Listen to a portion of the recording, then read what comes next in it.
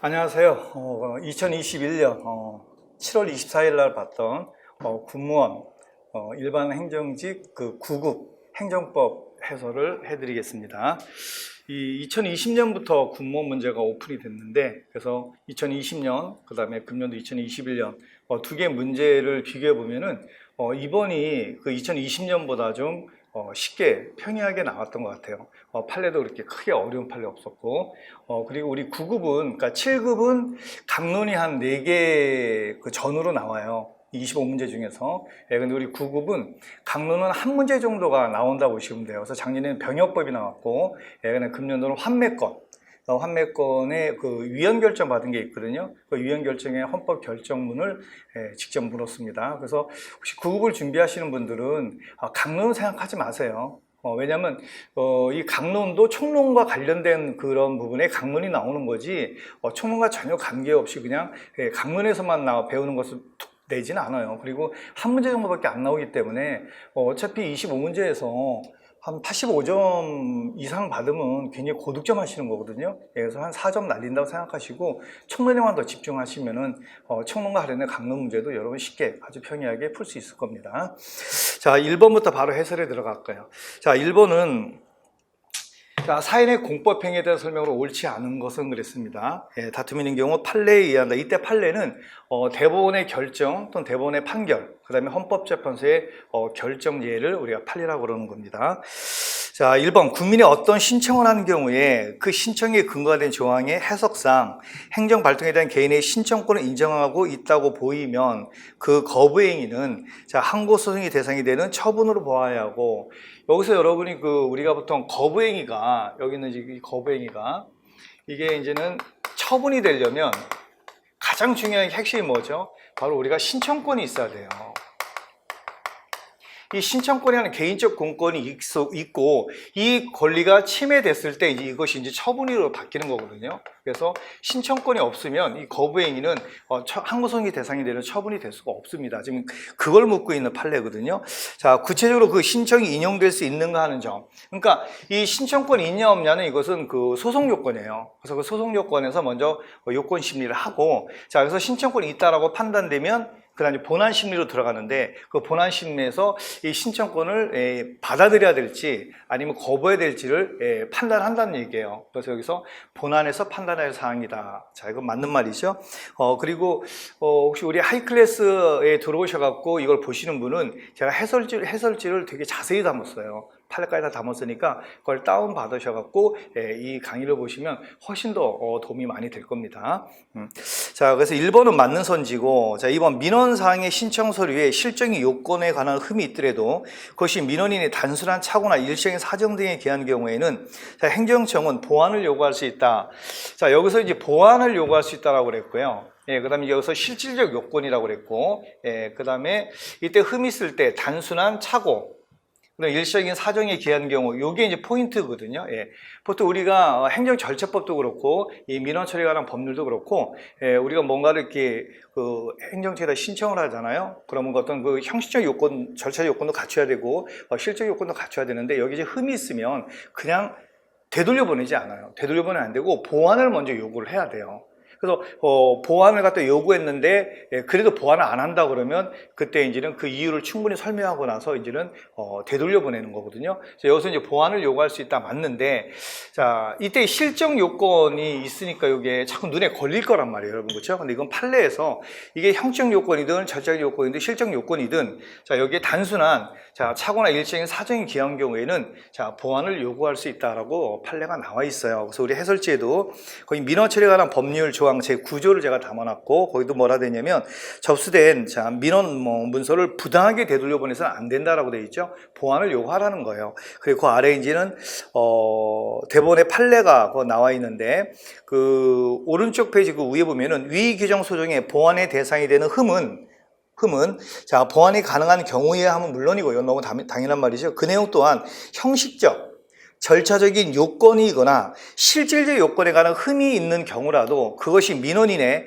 단순한 착오나 일시적인 사정 등의 여기 사용 등에 기한 경우에는 보완을 거기 기한 등의 경우라 기한 경우 등의해야 한다 해갖고 판례가 이렇게 돼 있어요. 네, 그리고 이거 여러분 판례를 모르시더라도 우리가 여러분 행정절차법은 많이 보시잖아요. 물론 민원처리에 관한 법률은 아마 많이 안 보실 거예요. 근데 어차피 민원처리에 관한 법률이든 행정절차법이든 똑같이 행정절차에 관한 것을 갖다가 담아놓은 거기 때문에 우리는 보완을 요구한다라는 걸 기억하고 계실 거고, 여긴 별로 크게 어떤 이상한 내용이 없으니까 이거는 맞다라고 그러고 그 다음 선지로 넘어가셨어야 합니다.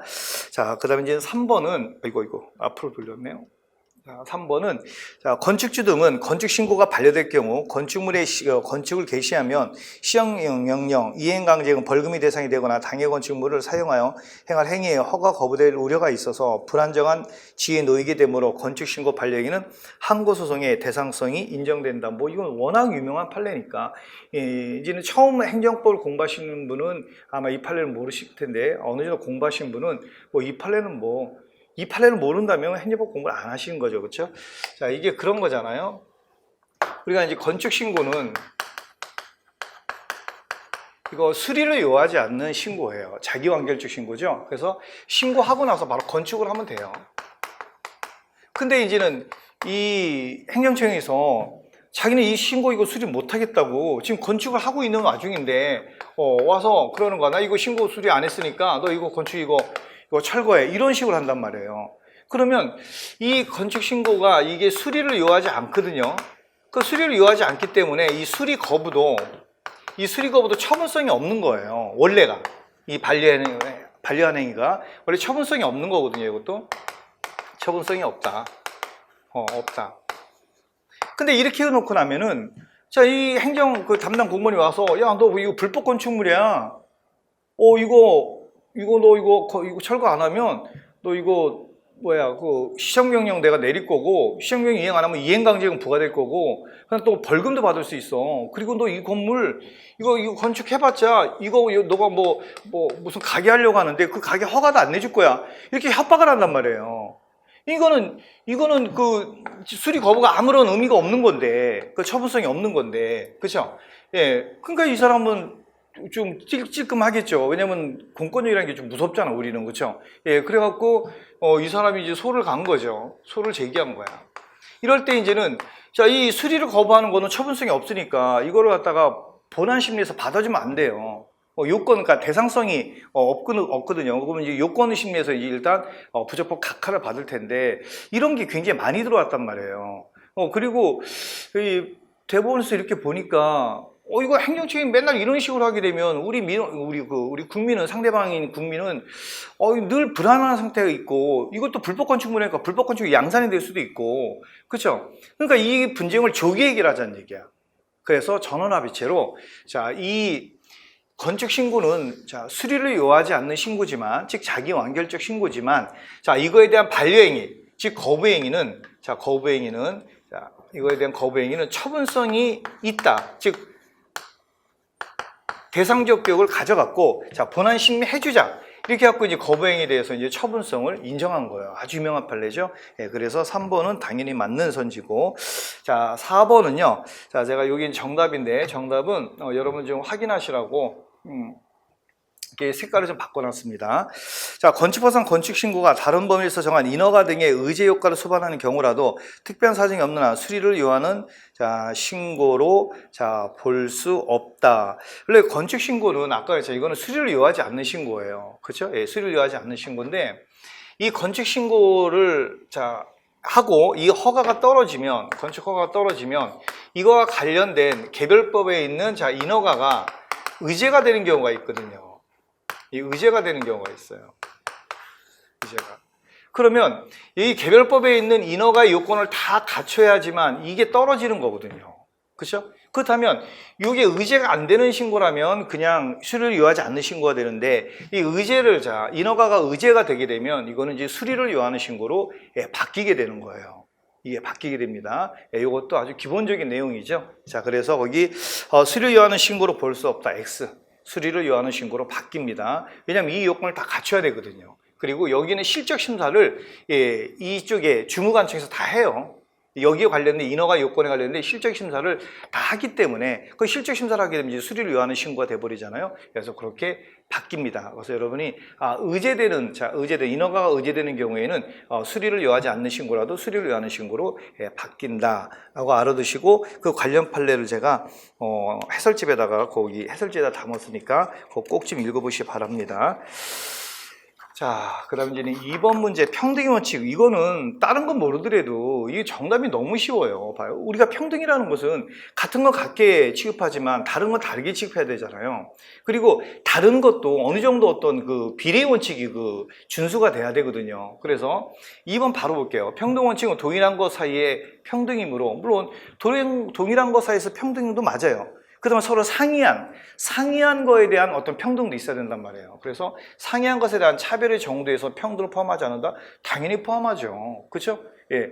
아니, 예를 들어서 남자와 여자는 다르잖아요. 그럼 다른 거에 대해서도 어느 정도 이 차별의 정도에 있어 그 평등을 갖다 포함해야 된단 말이에요. 그렇죠? 우리 사회에서 모두 그렇게 생각하잖아요. 그래서 이 질문이 너무 쉬운 질문이기 때문에 금방 2번이다 라고는 알 수 있는데, 자, 다른 선지 한번 볼까요?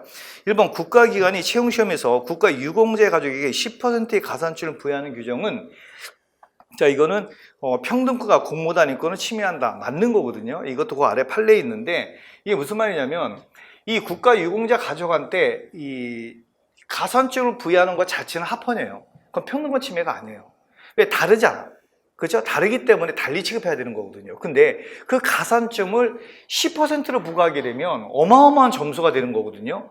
그러면 우리가 100점 만점에 10점이면은 우리가 그 1점에서도 막 당락이 갈라지는데 10점이면 이건 너무너무나 많은 큰 어떤 차별을 갖고 온다라는 거예요. 그러면 이 유공자라는 사실 하나만으로 이 가족한테, 본인도 아니야. 그 가족, 그렇죠? 그 아빠가 유공자야. 그럼 나도 이제는 막 혜택을 받고 뭐 이런 건데, 그럼 이건 너무 지나치는, 이거는 어떤 혜택을 줌으로 인해서 다른 수험생, 다른 일반 수험생, 그러니까 유공자 가족이 아닌 일반 수험생의 어떤 많은 권리를 침해한다는 거예요. 그러니까 이걸 받아서 이 사람은 합격하고, 그다음에 이걸 안 받는 일반 일반인이 만약에 하고 떨어지게 되면 그 사람은 공무원이 되고 싶은 권리, 이 공무원이 되고 싶은 권리가 공무단위권이거든요, 이게. 그죠? 공무단위권을 침해하고, 공무단위권 침해했다 그러면 이 유공자 가족과 일반인 사이에 뭐가 불평등이죠. 그렇죠? 평등권도 침해하는 게 당연히 논리적으로 전제가 되겠죠. 자, 이것도 그 아래 우리 해설지에 판례가 있습니다. 이건 이제 헌법재판소의 판례인데, 자, 읽어보시고. 자, 한 번에 재량준칙에 공표된 것만으로는, 이 재량준칙이라는 것은 이제 행정법 처음 하시는 분, 이거는 어떤 제재를 할 때, 행정 제재할 때 그 기준을 담아놓은 거예요. 그러니까 청소한테 주류를 판매하면 1회 적발 시 영업정지 15일, 2회 적발 시 영업정지 3개월, 3회 적발 시 영업정지 6개월, 이런 식으로 그 자기네가 제재를 하기 위한 어떤 처분 기준을 담은 행정규칙을 재량준칙이라고 그래요. 재량준칙. 그래서 재량준칙이 공표된 것만으로는 행정의 자기구속의 원칙이 적용될 수 없고, 자, 당연한 말이죠. 왜냐하면 이 자기구속이 되려면 그 재량준칙이 공포되어서 어느 정도 관행이 성립해야 돼요. 관행이. 그래서 물론 공표된 것만으로도 자기구속 원칙이 적용된다라고 보는 학설도 있습니다. 그런 견해도. 근데 우리가 통설과 판례는 그렇지 않고 관행이 있어야 된다. 그래서 제 준칙이 되풀이 시행돼서, 자, 관행이 성립한 경우에만, 자, 이 자기구속의 원칙이 적용됩니다. 그래서 관행이 성립하면 이제는 그 평등의 원칙, 그다음 신뢰보호의 원칙이 적용됨으로 인해서 그 재량준칙의 행사의 행정적인 구속을 받는 거죠. 우리가 자기구속의 원칙 그럽니다. 자, 그 판례도 거기 있으니까 읽어보시고요. 자, 4번에 행정에 자기구속의 원칙이 인정되는 경우에는 행정 관행과 다른 처분은 특별한 사정이 없는 한, 자, 위법하다. 당연하죠. 자기구속의 원칙이 적용되면 이게 대적 구속력을 갖게 되고, 그다음 행정청도 여기에 구속을 받아요. 근데 여기 만약에 다른 처분을 하게 되면 이건 당연히 재량권의 일탈 남용으로서 위법하게 되는 거죠. 자, 판례도 그렇게 나와 있고요. 자, 그 아래에 있는 해설지 있는 판례 꼭 한번 읽어보시기 바랍니다. 자, 그 다음 이제 3번은 행정소송 제도에 대한 설명으로 옳지 않은 것 그랬네요. 자, 1번. 자, 개별 법령에 합의제 행정청의 장을 피고로 한다는 명문의 규정이 없는 한 합의제 행정청 명의로 한 행정처분의 치유소송의 피고 적격자는 당의 합의제 행정청이 아닌 합의제 행정청의 장이다. 말도 안 되죠. 말도 안 돼요. 우리가 이 항고소송에서는, 이 치유소송의 항고소송에서는 피고 적격, 피고를 처분을 해야 행정청으로 규정이 돼 있어요. 그렇죠? 제가 그 해설지에 행정소법 제13조 피고 적격을 담아놨거든요. 자, 1항 볼게요. 취소소송은 다른 법률에 특별한 규정이 없는 한 그 처분 등을 행한 행정청, 그러니까 처분을 행한 행정청을 피고로 한다라고 돼 있어요. 근데 이 행정청이 독임제가 있고, 그러니까 한 명인 경우에, 그다음에 합의제 행정청이 있단 말이에요. 그렇죠? 독임제 행정청이 있고, 그러니까 이제 뭐 위원회 같은 게 이제 합의제 행정청이죠. 그 원칙은 자, 이 합의제 행정청, 이 행정청의 원칙은 피고 적격을 갖는 거예요, 이게. 근데 개별법에 그 합의제 행정청의 장을 피고로 한다라는 규정이 있을 경우에는 그 장이 피고 적격을 가져요. 가장 많이 나온 시험이 뭐죠? 중앙노동위원회 위원장이에요. 그러니까 여기 진노위가, 지방노동위원회가 자, 어떤 결정을 해요. 그럼 여기 불복하면 이제 중앙노동위에다가, 중노위에다가 자, 이거에 대해서 다시 자, 판단해 달라고 할 수 있거든요. 예, 그럼 이게 이제 1차로 한 거고요. 자, 이게 이제는 2차로 여기서 하는데, 이 중노위에 대해서 이제 여기서 이제는 판단이 재결이에요, 재결. 결정. 예. 그러니까 이거에 대해서 다시 이거 중노위가 심판해갖고, 판단해갖고, 이 재결을 내리면 이 재결에 불복할 경우에는 이제는 행정소송을 갈 수 있어요. 그럼 이때 피고를 누구로 할 것이냐? 중앙노동위원회로 할 것이냐? 중앙노동위원회 위원장을 할 것이냐? 위원장이 돼야 돼요. 노동위원회법 이렇게 명물되어 있어요. 우리 그 해설제 노동위원회법 제가 27조 담아놨죠. 자, 중앙노동위원회 처분에 대한 소송은 중앙노동위원회 위원장을 피고로 하여 이렇게 돼 있죠. 그 다음에 거기에 해양사고 조사 및 심판에 관한 법률에 자, 중앙심판원장을 이렇게 돼 있죠. 그 다음에 요거 말고 하나 더 있는데 시도인사위원회 위원장, 그러니까 시도인사위원회에서는 그 위원장 이렇게 3명이 보통 시험지에 나오는 건데 그중에 중앙노동위원회 위원장이 제일 많이 나오니까 이렇게 정리하면 돼요. 합의제 행정청도 자, 이 자체가 행정청이기 때문에 이걸 피고로 하는 게 원칙이다. 다만 예외적으로 3가지를 기억해야 되는데 그 첫 번째가 중앙노동위원회 위원장, 그 다음에 여기 있는 중앙심판원장, 그 다음에 시도인사위원회 위원장, 그것만 장을, 그 합의제행청의 장을 피고로 해요. 그 중에서 중앙노동위원회 위원장이 제일 시험 문제 많이 나온다 이렇게 생각하시면 됩니다. 그래서 당연히 자 1번이 틀렸네요. 자 2번 자 원고가 피고를 잘못 지정한 경우 피고 경정은 피고로 바꾼다는 얘기죠. 취소송과 당사송 모두에서 사실심 변론 종결에 이르기까지 자 허용된다. 판례가 사실심 변론 종결, 그러니까 이 법문에는 없어요. 근데 판례가 사실심 변론 종결시까지 자 허용된다라고 했습니다. 자 그리고 그 행정소송법 제 14조에 피고 경정 나오죠. 원고가 피고를 잘못 지정한 때는 자 피고의 경정을 법원이 허가할 수 있습니다. 자 그리고 이 규정이 당사자소송에 준용이 돼요. 준용이 됩니다. 그래서 당사소송에서도 마찬가지로 피고 경정을 할 수 있는데 그때 언제까지 해야 된다고? 사실심 변론 종결에 이르기까지 허용되는 것으로 자 해석해야 된다라는 게 우리 판례입니다. 그 아래 해설지에 판례 제가 담아놨으니까 꼭 참조하시고 자 3번은 법원은 당사소송을 취소로 변경하는 것이 상당하다고 인정할 때는 우리가 이제 소종류의 변경에서 이 정도는 기본적으로 알고 계시겠죠. 우리가 이제 취소소송 외에 항고소송이 있죠. 그러니까 무효동 확인소송, 그 다음에 이제 부작위법 확인소송. 자, 일로 이 소변경이 가능해요. 그 다음에 또 이 취소소송을 당사자 소송으로 소변경도 가능해요. 이번에 반대로요. 자, 이런 소송을 이런 소송이나 이런 소송으로 또는 이 소송을 이런 소송이나 이런 소송으로 소변경도 다 가능해요. 이렇게도 가능하고 이렇게도 가능합니다. 그래서 여기 있는 것처럼 자 거기 당사소송을 취소소송으로 변경하는 것이 상당하다고 인정할 때 법원은 청구의 기초에 변경이 없는 한 사실심 변론 종결 시까지 원고의 신청에 의해서 결정으로서 자 이거 판결 아닙니다. 결정으로서 소변경을 허가할 수 있다. 그래서 해설지에도 제가 담아놨고, 그 다음에 행정소송법 해설지에 거기 21조가 있을 거예요, 소변경이. 자, 이거는 이제 취소소송을 이쪽이나 이쪽 또는 이쪽으로 바뀔 수 있다는 그런 규정인데, 거꾸로 이런 소송도 다 이쪽으로 다 바꿀 수 있다. 그러니까 바뀌면 이렇게도 소변경도 가능하다. 이렇게 변경할 수 있으면 이렇게 변경도 가능하다. 그렇게 여러분이 이해하고 계시면 됩니다. 자, 그 다음에 4번 당사자 소송의 원고가 피고를 잘못 지정하여 피고 경정 신청을 한 경우, 지금 계속 당사자 소송을 걸고 있잖아요. 이건 당사소송의 준용 규정을 알고 있느냐를 묻는 거예요. 그래서 제가 난이도를 제가 상으로 다뤘는데, 왜냐하면 우리가 이 준용 규정을 외우기가 되게 어렵거든요. 그래서 그때 나올 때마다, 그러니까 이런 공부하실 때 그 나올 때마다 여러분이 기억을 하고 계시는 게 좋을 겁니다.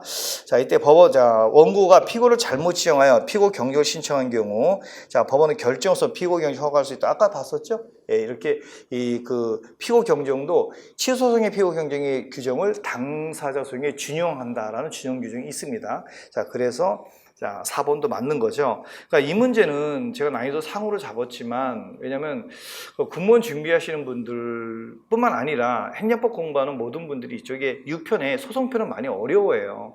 그리고 이건 준용된다 안 된다 이게 굉장히 복잡하거든요. 그래서 만약에 여러분 당사소송을 갖다 공부하면 그 당사소송 공부하는 부분에서 취소소송이 어느 규정이 준용되고 있는지는 여러분이 체크 좀 하셔야 될 겁니다. 그래서 이거는 좀 허를 찌른 문제가 아닌가. 늘 취소소송만 공부하다가 당사소송까지 이렇게 내려와서 이렇게 규정을 물 줄 몰랐죠. 우리가 당사소송 그러면 뭐 공법상 계약이라든지 뭐 이렇게 어떤 법률행위에 관한 소송이니까 어떤 판례 같은 걸 묻는 게 정상인데, 이것은 판례를 묻지 않고 준용 규정을 직접적으로 물었다. 예, 그게 좀 여기서 좀 특이하다고 그래야 되나? 하여튼 여러분이 좀 푸실 때 좀 힘들었지 않나 이런 생각도 듭니다. 자, 그 다음 이제는 4번 넘어갈게요. 자, 수익적 행정행위의 처리에 대한 설명으로 옳은 건. 자, 1번 수익적 행정에 대한 취소권 등의 행사는 자, 기득권의 침해를 정당할 만큼 자, 중대한 공익상의 필요 또는 제3자 이익을 보호할 필요가 있고 이를 상대방의 불이익과 비교 교량해 볼 때 자, 공익상의 필요 등이 상대방 이익을 불이익을 정당할 만큼 강한 경우에 인해서 하나여 허용될 수 있다. 뭐 너무 당연한 말이에요. 왜냐하면 수익적 행정행위를 처리한다는 것은 우리한테는 침익적이 되는 거거든요. 그렇죠? 예, 그렇게 될 경우는 우리가 철회는 이제는 장래를 무효로 만드는 건데 어떤 특별한 경우에만 이걸 인정해야 되겠죠. 그래서 이것도 판례의 내용이니까 자, 1번은 맞는 선지입니다. 그러니까 비교 형량을 하라는 겁니다. 그래서 수익적 행위를 철회하는 이유가 공익성 필요겠죠. 예, 물론. 예, 그리고 그렇게 되면 또 이제는 사익이 침해되니까 그래서 추구하는 공익성의 어떤 이익과 침해된 사익 이익을 비교 교량해서 그것이 공익성의 필요가 큰 경우에 한해서만 수익적 행위를 처리할 수 있다. 이 내용이고요. 자, 그러면 2번 행정행위란 처분 지형은 비록 처분 당시에 별다른 하자가 없었고 자, 처분의 일을 처리할 별도의 법적 근거 없더라도 자, 원래의 처분을 존속시킬 필요가 없게 된 중대한 공익성의 필요가 발생한 경우에도 그 효력을 상실케 하는 별개 행정의 일을 처리할 수 없다. 있죠. 그거 나오잖아요. 더 이상 원래 처분을 존속시킬 필요가 없게 된 중대한 공익성의 필요가 있다면 당연히 별개 행위로, 그래서 별개 행위라는 것은 철회권을 말합니다. 그러니까 취소 행위나 아니면 철회 행위나 전부 다 독립된 행정 행위죠. 그래서 별개 행정 행위로 이를 처리할 수 있습니다. 그래서 2번에도 제가 판례를 담아놨으니까 해설지 한번 참조하시고요. 3번 수익적 행정행위를 취소 또는 처리하거나 중지시키는 경우에는 이미 부여된 국민의 기득권을 침해하는 것이 되므로 비록 취소 등의 사유가 있다 하더라도 자, 허용되지 않는다 아니죠. 그거는 허용돼야 되겠죠. 그래서 그 1번 판례에 거기 나와 있어요. 거기 아까 그 내용, 그러니까 이 공무원 시험에 일반직 국가직이나 지방직과 좀 다른 게 공무원 시험 같은 경우가 어떤 좀 경향을 갖냐면 판례 하나가 있잖아요. 그 판례 하나를 선지 1, 2, 3, 4번에 다 담아버려요. 그러니까 우린 공부하기 너무 좋죠. 우리한테 되게 편한 거거든요. 예, 그래서 맞출 확률이 되게 높죠. 이것도 이 내용도 거기 그 3번의 내용도 그 1번의 내용과 같은 판례 내용에 있는 거예요. 예, 그래서 이거는 비록 취소행위 사유가 있더라도 허용되지 않는 게 아니라 허용됩니다. 자, 그 다음에 4번의 행정행위란 처분청은 비록 처분 당시에 별다른 하자가 없었고 처분의 일을 처리할 별도의 법적 근거가 없더라도 자, 원래의 처분을 존속시킬 필요가 없게 된 사정 변경이 생겼던 이유만으로 아까 읽었잖아요. 그래서 똑같은 판례야. 같은 판례에서 낸 겁니다. 자, 그 효력을 상실케 하는 별개 행정 이유를 처리하는 것은 허용되죠. 예, 그래서 2, 3, 4 모두 틀렸고 정답은 1번이고요. 예, 그 다음에 이번에 행정기본법이 금년도 3월 23일부터 시행이 됐잖아요. 그래서 지난번에 4월 달에 봤던 국가직에는 출제가 안 됐어요. 근데 지난 6월 달에 봤던 지방직에서는 공포상 계약이 출제가 됐거든요. 예, 근데 그거는 그냥 선지에 끼어들어서. 근데 이번에는 이따 보시면 알겠지만 군문에는 그냥 행정기본법 내용을 그냥 단독 문제로 물었어요. 근데 그 행정기본법에 그 취소에 관한 규정도 있고 그다음에 철회에 관한 규정도 있거든요. 그래서 제가 그 행정기본법 제19조 적반처분의 철회 내용을 담았으니까 거기 1항에 처분의 전부 또는 일부를 장래에 철회할 수 있다. 어떤 경우냐? 그 이후 이번에 법령의 변경이나 사정 변경으로 처분을 더 이상 존속시킬 필요가 없게 된 경우. 자, 이렇게 나와 있죠. 그래서 요 철회에 관한 조항 잘 지금 기억하고 계셔야 됩니다. 이거 중요한 겁니다. 예. 자, 그다음에 이제는 이거 아까 안 넘겼구나. 미안해. 안 넘겼구나. 자, 그럼 이제 5번 갈게요. 자, 읽으셨죠? 저번 행정법의 효력에 대한 설명을 옳지 않은 것. 행정법 효력은 1편에 나오는 거잖아요. 자, 1항. 자, 1번. 조례와 규칙은 특별한 규정이 없으면 공판화부터 20일 경과물 서류가 발생한다. 당연하죠. 여러분, 이렇게 생각하세요. 법률, 헌법은 빼고 헌법은요, 언제부터 효력이 발생한다는 주문이 없어요.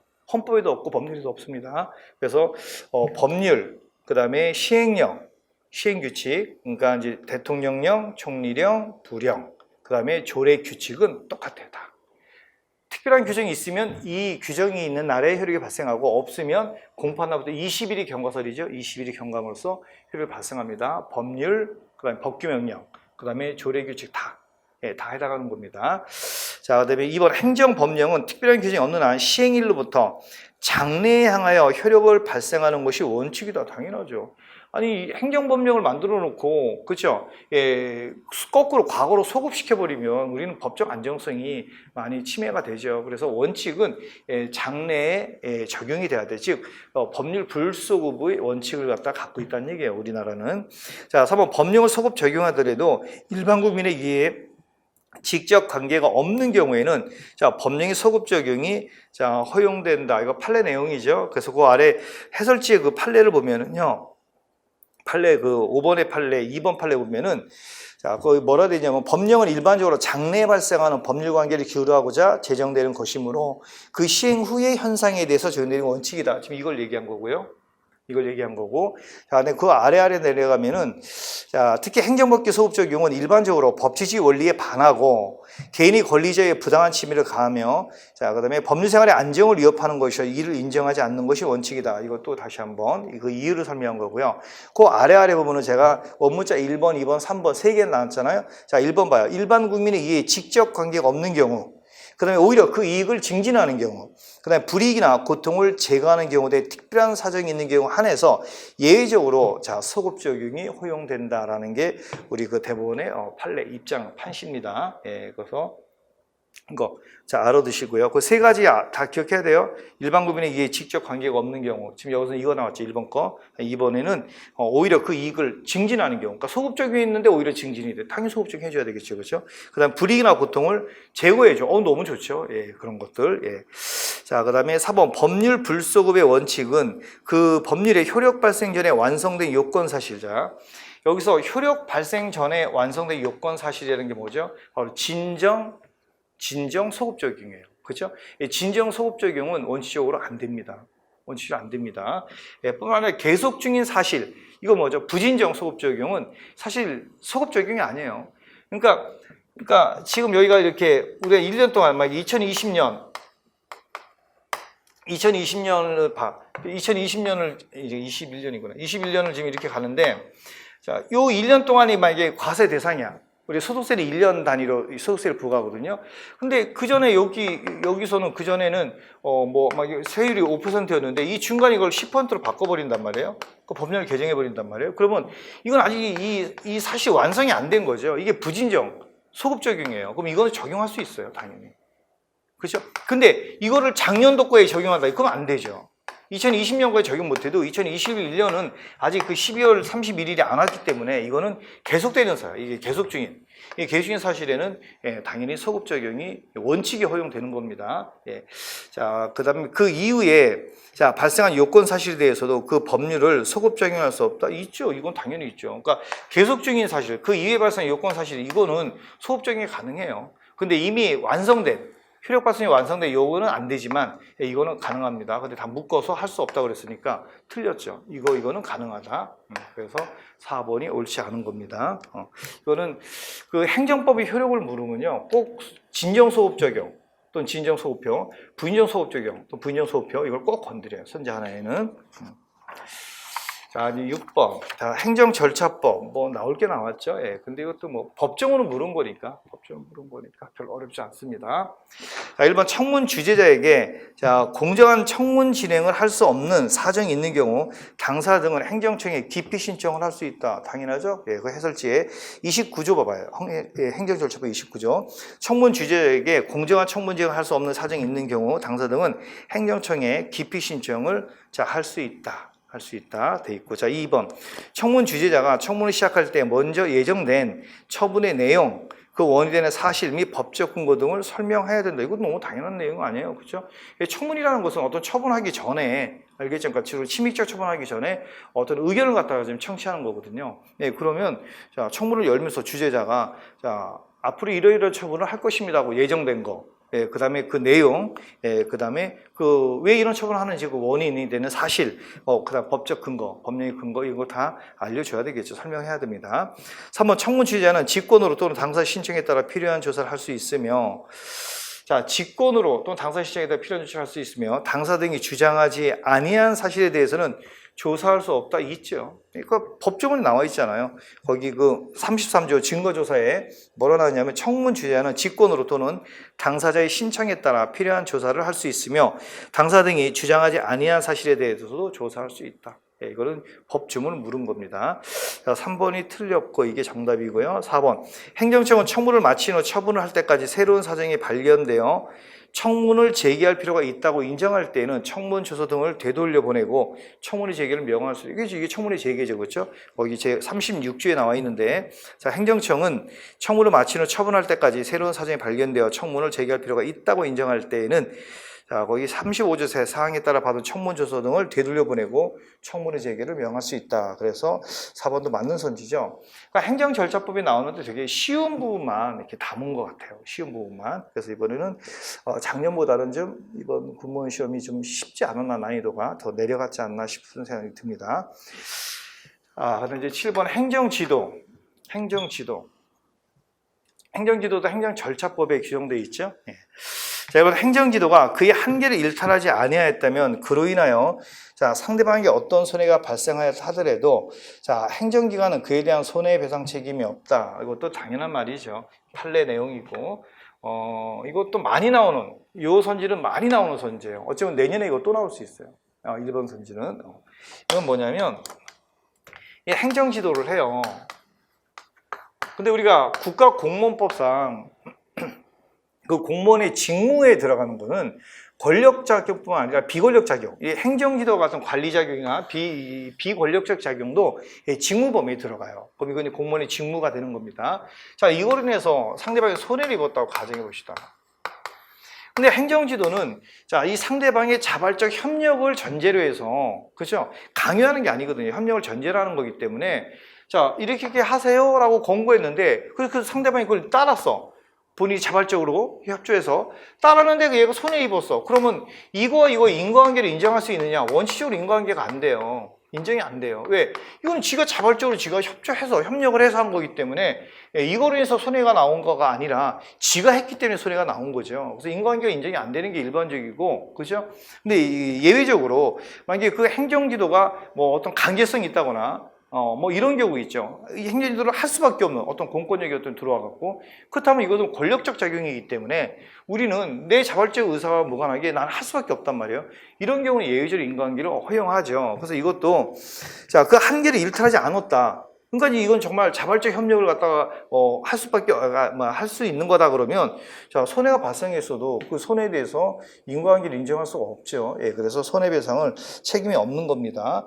자, 이번 위법한 건축물에 대한 단전 및 전화통화 단절 조치 요청행위. 그러니까 이거는 이제 구청장, 그러니까 지방자치단체장이 전기나 전화를 공급하는 뭐 한전이나 이런 데다가 저 불법 건축물 제가 저기다 들어가는 전화 끊고 전기 좀 끊어달라 요청한 거죠. 이건 단순한 권고적 행위예요.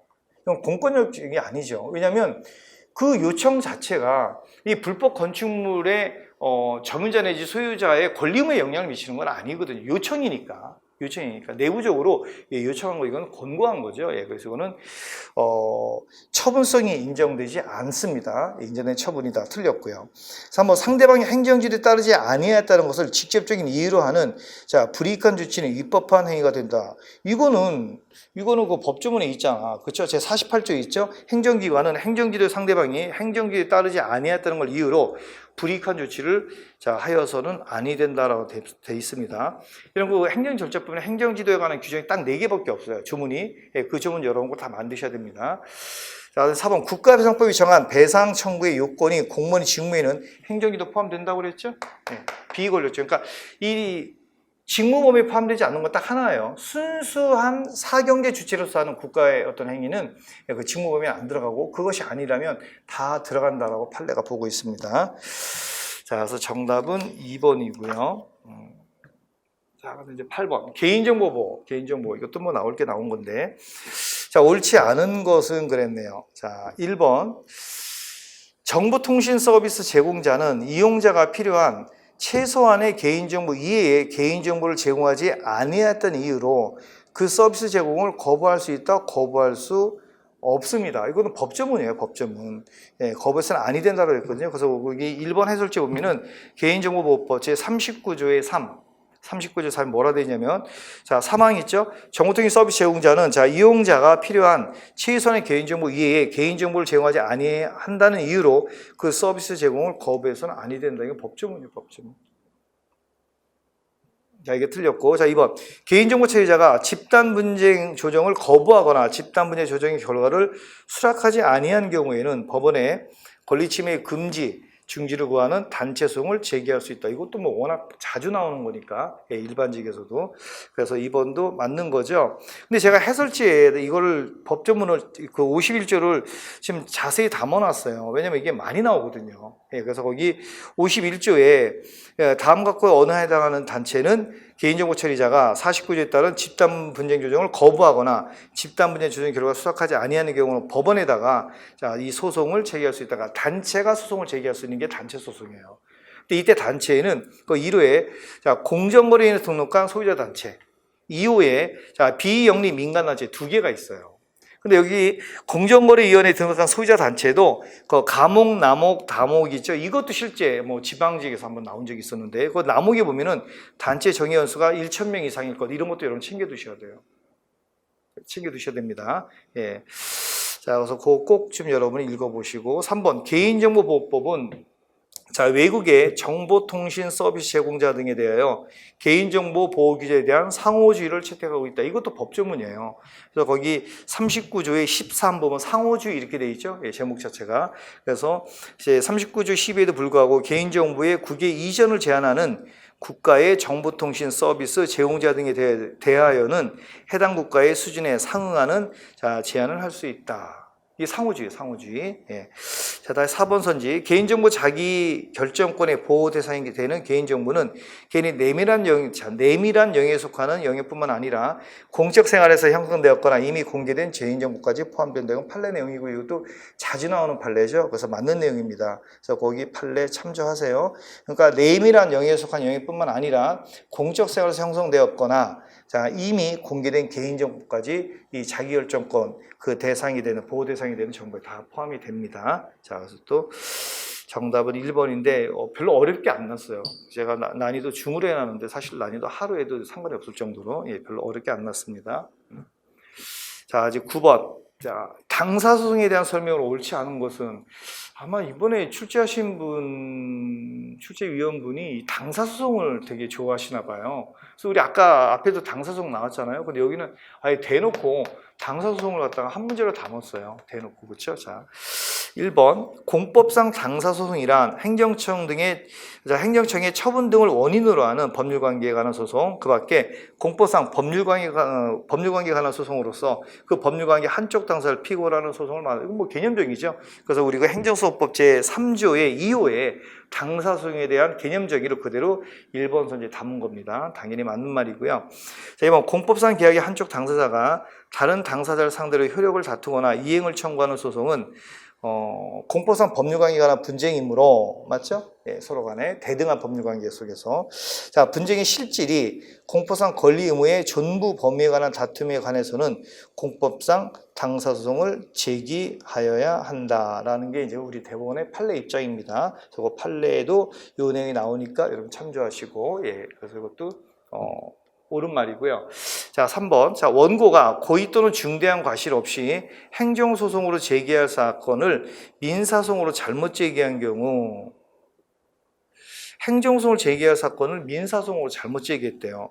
그럼 수소법원은, 자, 이 소를 받은 법원은, 자, 만약 그 행정소송에 대한 관할도 동시에 가지고 있다면, 우리나라 행정법원은 서울에 하나밖에 없죠. 그래서 서울의 행정법원, 이 있는데, 만약에 행정법원에다 가야 되는데 민사법원에 갔단 말이에요. 그럼 이 민사법원은 행정법원으로 이것을 이송시켜야 돼요.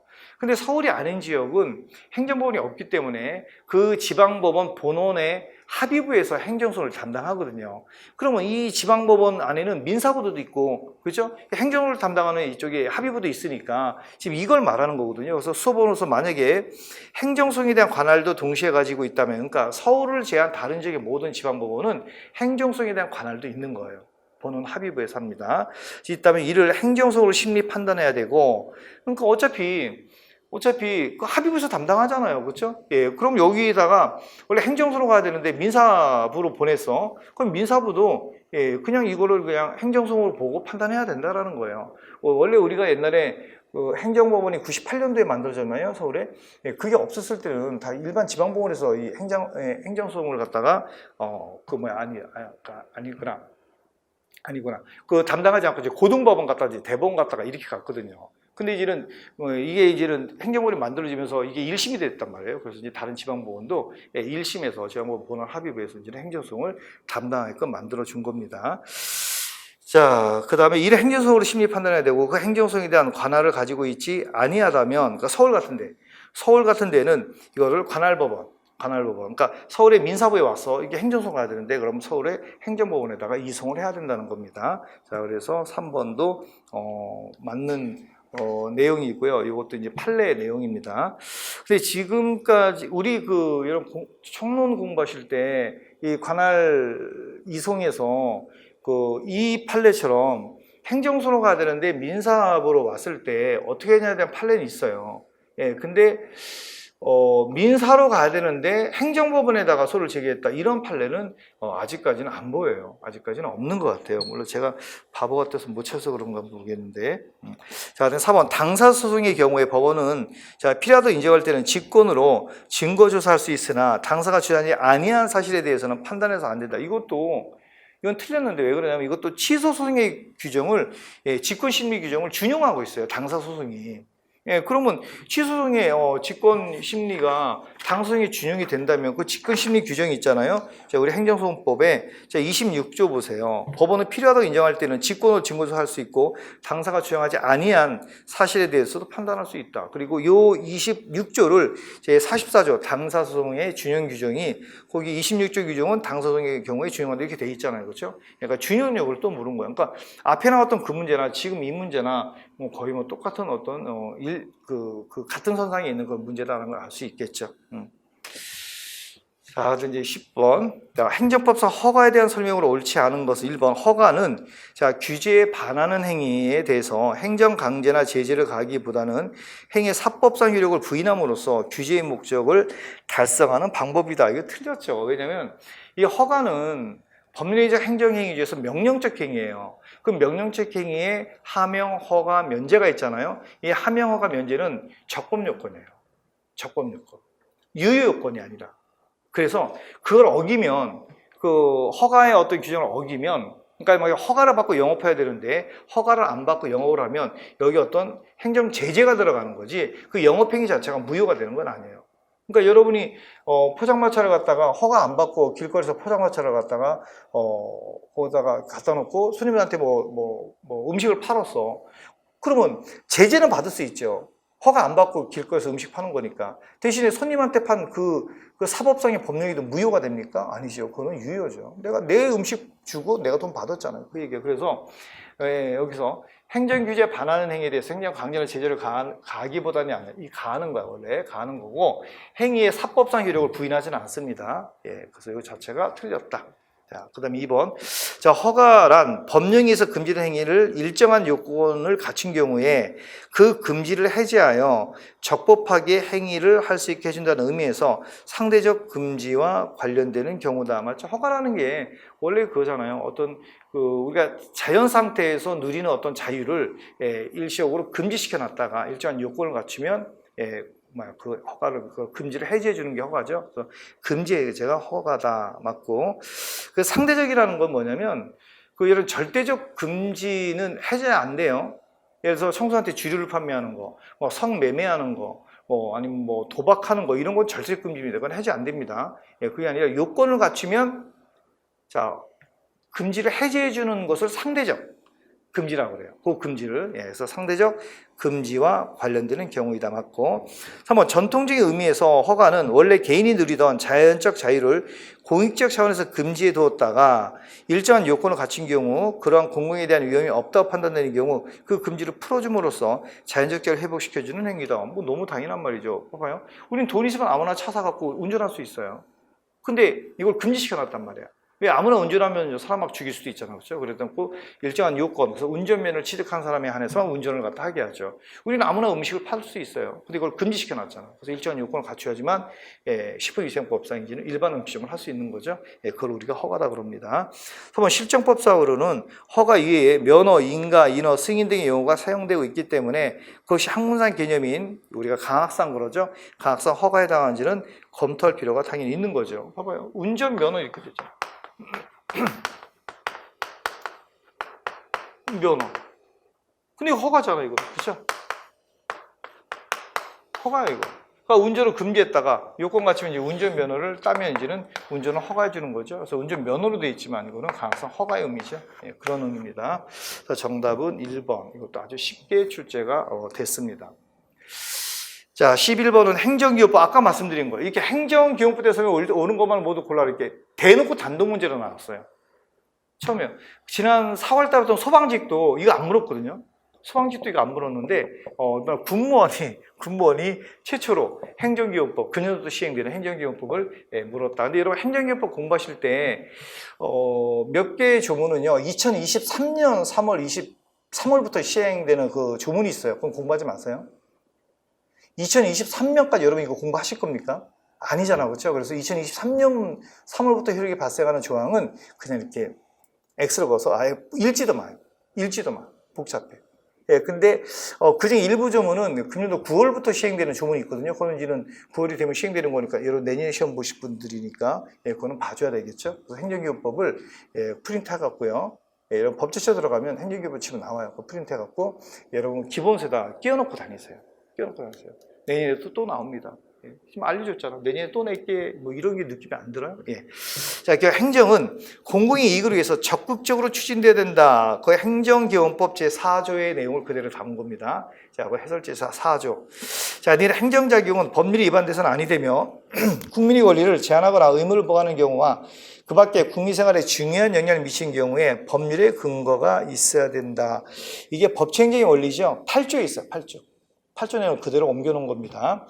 자, 행정적인 합리적 이유 없이 국민을 차별해서는 아니 된다. 이건 9조에 있어요. 평등의 원칙을 그대로 담아놓은 거고요. 행정청은 행정작용할 때 상대방에게 해당 행정작용과 실질적인 관련이 없는 의무를 부과해서는 안 된다. 이게 부당결 금지 원칙이죠. 이것도 자 거기 제 13조에 있습니다. 이번에 행정기본법은요. 우리가 흔히 그 행정법의 일반 원칙이라고 부르는 것들이 있죠. 평등의 원칙, 신뢰보호 원칙, 비례의 원칙, 자유구속의 원칙, 부당결 원칙 이렇게 우리가 흔히 행정법의 일반 원칙이라고 부르는 것들을 이번에 행정기본법에 아예 명문으로 규정시켜놨어요. 그 중에 하나가 바로 부당결부 금지 원칙입니다. 그 다음에 미음, 행정청은 처분에 재량이 있는 경우에 부관을 붙일 수 있다. 자, 이건 행정기본법 제17조 아주 중요한 조항이에요. 부관. 이 부관에 관한 조항도 아까 취소 처리만큼 중요한 거니까 행정기본법 꼭 여러분이 읽으셔야 하고 이걸 만드시기 바랍니다. 다 맞아. 그래서 3번이 정답이에요. 다 맞아요. 예. 자, 그 다음에 이제 원고적격. 원고적격 그러면 일단, 어렵네. 이런 느낌을 받죠. 그렇죠? 자, 1번 면허나 인허가 등의 지금 옳지 않은 걸 고르는 겁니다. 자, 수익적 행정처분의 근거가 되는 법률이 해당 업자들 사이에 과당 경쟁을 인한 경영의 불합리화를 방지하는 것도 그 목적으로 하고 있는 경우 다른 업자에 대한 면허나 인허가 등의 수익적 행정처분에 대해서 미리 같은 종류의 면허나 인허가 등의 처분을 받아 영업하고 있는 기존의 업자는 당해 행정처분의 취소를 구할 원고적격이 인정될 수 있다. 맞죠? 그러니까 원고적격은 바로 법률상 이익을 말하고 개인적 공권을 말하죠. 그래서 여기서 여러분 음식점을 하고 있어. 그러니까 갑이라는 사람 하고 있어. 음식점을. 근데 바로 옆 가게가 어느새 어느 날부터 뚝딱뚝딱 거르더니 똑같은 음식점이 오픈을 했네. 한 달 후에. 의리야. 그럼 여러분의 손님이 반으로 줄어들 거 아니야. 이쪽이 뺏길 거 아니야. 그렇죠? 또는 여기가 장사를 잘하면 여러분 망할 수도 있거든요. 이럴 때 자, 의리에 대한 이제 허가를 내준 거에 대해서 여러분이 이 허가를 다툴 수 있냐. 이 갑이. 이게 원고적격 문제잖아. 그렇죠? 근데 이런 경업자 관계는 안 되는 게 원칙이에요. 이런 경업자 관계는 원고적격이 없어요. 얘한테는 반사적 이익을, 그러니까 그동안 얘가 요건을 갖춰서 허가를 요청하지 않아서 네가 다 혼자서 영업해서 얻는 이익일 뿐이지, 이 반사적 이익만 누리는 것 뿐이지. 알겠죠? 예. 얘는 원고적격, 즉 개인적 공권은 없어요. 근데 예외적으로 이것처럼 예외적으로 자, 과당 경쟁, 해당 업종사의 과당 경쟁 경영의 불합리화를 방지하는 것도 그 법규상 어떤 해석을 보니까 그 목적으로 하고 있다면 이럴 때는 예외적으로 얘한테도 원고적격을 인정하겠다는 얘기죠. 대표적인 게 뭐죠? 특허. 이런 거 아래 이제 해설지에 있는 판례, 이 특허의 경우에 이게 그 시외버스 운송사업 이거 특허거든요. 특허고, 그 다음에 왜 담배 일반 소매인 간의 거리 제한 규정이 있는 경우 거리를 100m를 제한을 해. 그러니까 여기에 담배 일반 소매인 지정을 했어. 근데 100m가 넘어야지만 또 지정을 할 수 있어. 이렇게 옆에 지정하면 안 돼. 왜냐하면 여기 하면 과당 경쟁에서 경영에 불합리화가 올 수 있거든요. 그래서 이렇게 거리 제한 규정이 있는 경우도 결국은 얘한테도 원고적격을 인정합니다. 법률상 이익, 즉 개인적 공권 인정하죠. 이런 경우. 자, 2번. 자, 강업권 설정 허가 처분과 그에 따른 광산 개발로 인하여 제한상 환경상 이익을 침해받거나 받을 우려가 있는 토지나 건축물의 소유자와 점유자 또는 이해관계인 및 주민들은 그 처분정과 비교해서 자, 수인한도를 넘는 제한상 환경상 이익을 침해받거나 받을 우려가 있다는 걸 증명하더라도 원고적격 인정받을 수 없다. 있죠. 증명하면 받을 수 있어요. 네. 이 판례는 좀 알아두시고요. 우리 해설지도 판례 있으니까 이거 판례대로 그대로 온 거거든요. 증명한다면 원고적 인정받을 수 있습니다. 이거 알아두시고, 이런 거 있잖아요. 우리 배웠던 거. 이게 여기가 환경영향평가 대상 지역이야. 그렇죠? 환경영향평가 대상 지역입니다. 근데 여기 지역 안에 있는 주민들은 자, 이 관계 법령을 보면은 얘네들의 개별적 구체적 얘네들의 이익을 인정을 해요. 그래서 이 주민이 갖고 있는 자, 환경에 관한 이익은 범상 이익으로 인정해갖고 원고적격을 인정하잖아. 그렇죠? 근데 이 밖에 있는 주민들 같은 경우는 얘네들한테는 개별적, 구체적, 직접적 보호이익은 없는데 얘네가 자, 환경상 이익을 침해받을 우려가 있거나 침해받았다는 것을 증명하면 얘네들 증명하면 원고적격을 갖게 돼요. 이거 거의 유사한 판례 이게. 그래서 이거는 환경 영향 평가고, 여기는 이제는 그게 아니라 강업권 설정 허가 처분 또는 광산 개발 이거 관련돼서는 증명한다면 원고적격을 인정받을 수 있습니다. 자, 그래서 이게 틀렸네요. 자, 그다음에 3번 있구나. 아래. 자, 행정처분에 직접 상대방이 아닌 제3자라 하더라도 당해행정처분으로 인해서 법상 보호되는 이익을 침해당하는 경우에는 취소송을 제기하여 그 당부의 판단을 자, 받을 자격이 있다. 당연히 복효적 행정이 있어. 복효적 행정. 제3자 같은 경우도 법상 이익이 있다면, 그러니까 여러분 그 원고적격 법상 이익은 처분의 상대방이 갖는 게 아니에요. 처분의 상대방이 아니라 할지라도 법률상이 소를 갖다 구해서 만약에 이긴다 그러면 법률상 이익이 있는 경우에는 전부 다 원고적격이 인정된다는 거죠. 그래서 3번도 맞는 말입니다. 자, 그다음에 4번은 이거는 잘 안 나오는 판례인데, 옛날에는 나왔는데 요즘에 최근에는 안 나오는 판례거든요. 이걸 다 묻네요. 자, 법인이 주주가 그 처분으로 인해서 궁극적으로 주식이 소각되거나 주주의 법인에 대한 권리가 소멸하는 등 주주지에 중대한 영향을 초래하게 되는데도 그 처분의 성질상 장애법인이 이를 다툴 것으로 기대할 수 없고, 달리 주주의 지위를 보존할 구제 방법이 없는 경우에는 주주도 그 처분에 관하여 직접적이고 구체적인 법률상 이해관계를 가진다고 보이므로 그 취소를 구할 원고적격이 있다. 이거 당연한 말인데, 이게 뭐냐면, 그래서 어떤 행정청이 이 법인한테 어떤 처분을 하잖아요. 그럼 이 법인이 이 처분의 상대방이란 말이에요. 그렇죠? 그러면 얘가 원고적격을 갖고 이 처분에 대해서 다퉈야 되는 거예요. 근데 이 법인의 주주들 있죠. 주식회사일 테니까. 이 주주들은 법인이 아니야. 그러니까 이 처분이 얘한테 가는 게 아니라 얘한테 가는 거란 말이에요. 근데 예외적으로 이 주주들한테도 이 처분을 다툴 원고적격을 인정할 수 있다는 얘기야. 거기 봐봐요. 당연하잖아. 봐. 주식이 소각되거나, 그 다음에, 주주의 어떤 권리가 소멸되는 등 주주지에 중대한 영향을 미치는데도 불구하고 이 법인이 이걸 안 다투네? 그럼 얘가 나서라도 다투고 자신의 주식을 지켜야 되잖아. 그렇죠? 예, 당연한 판례죠.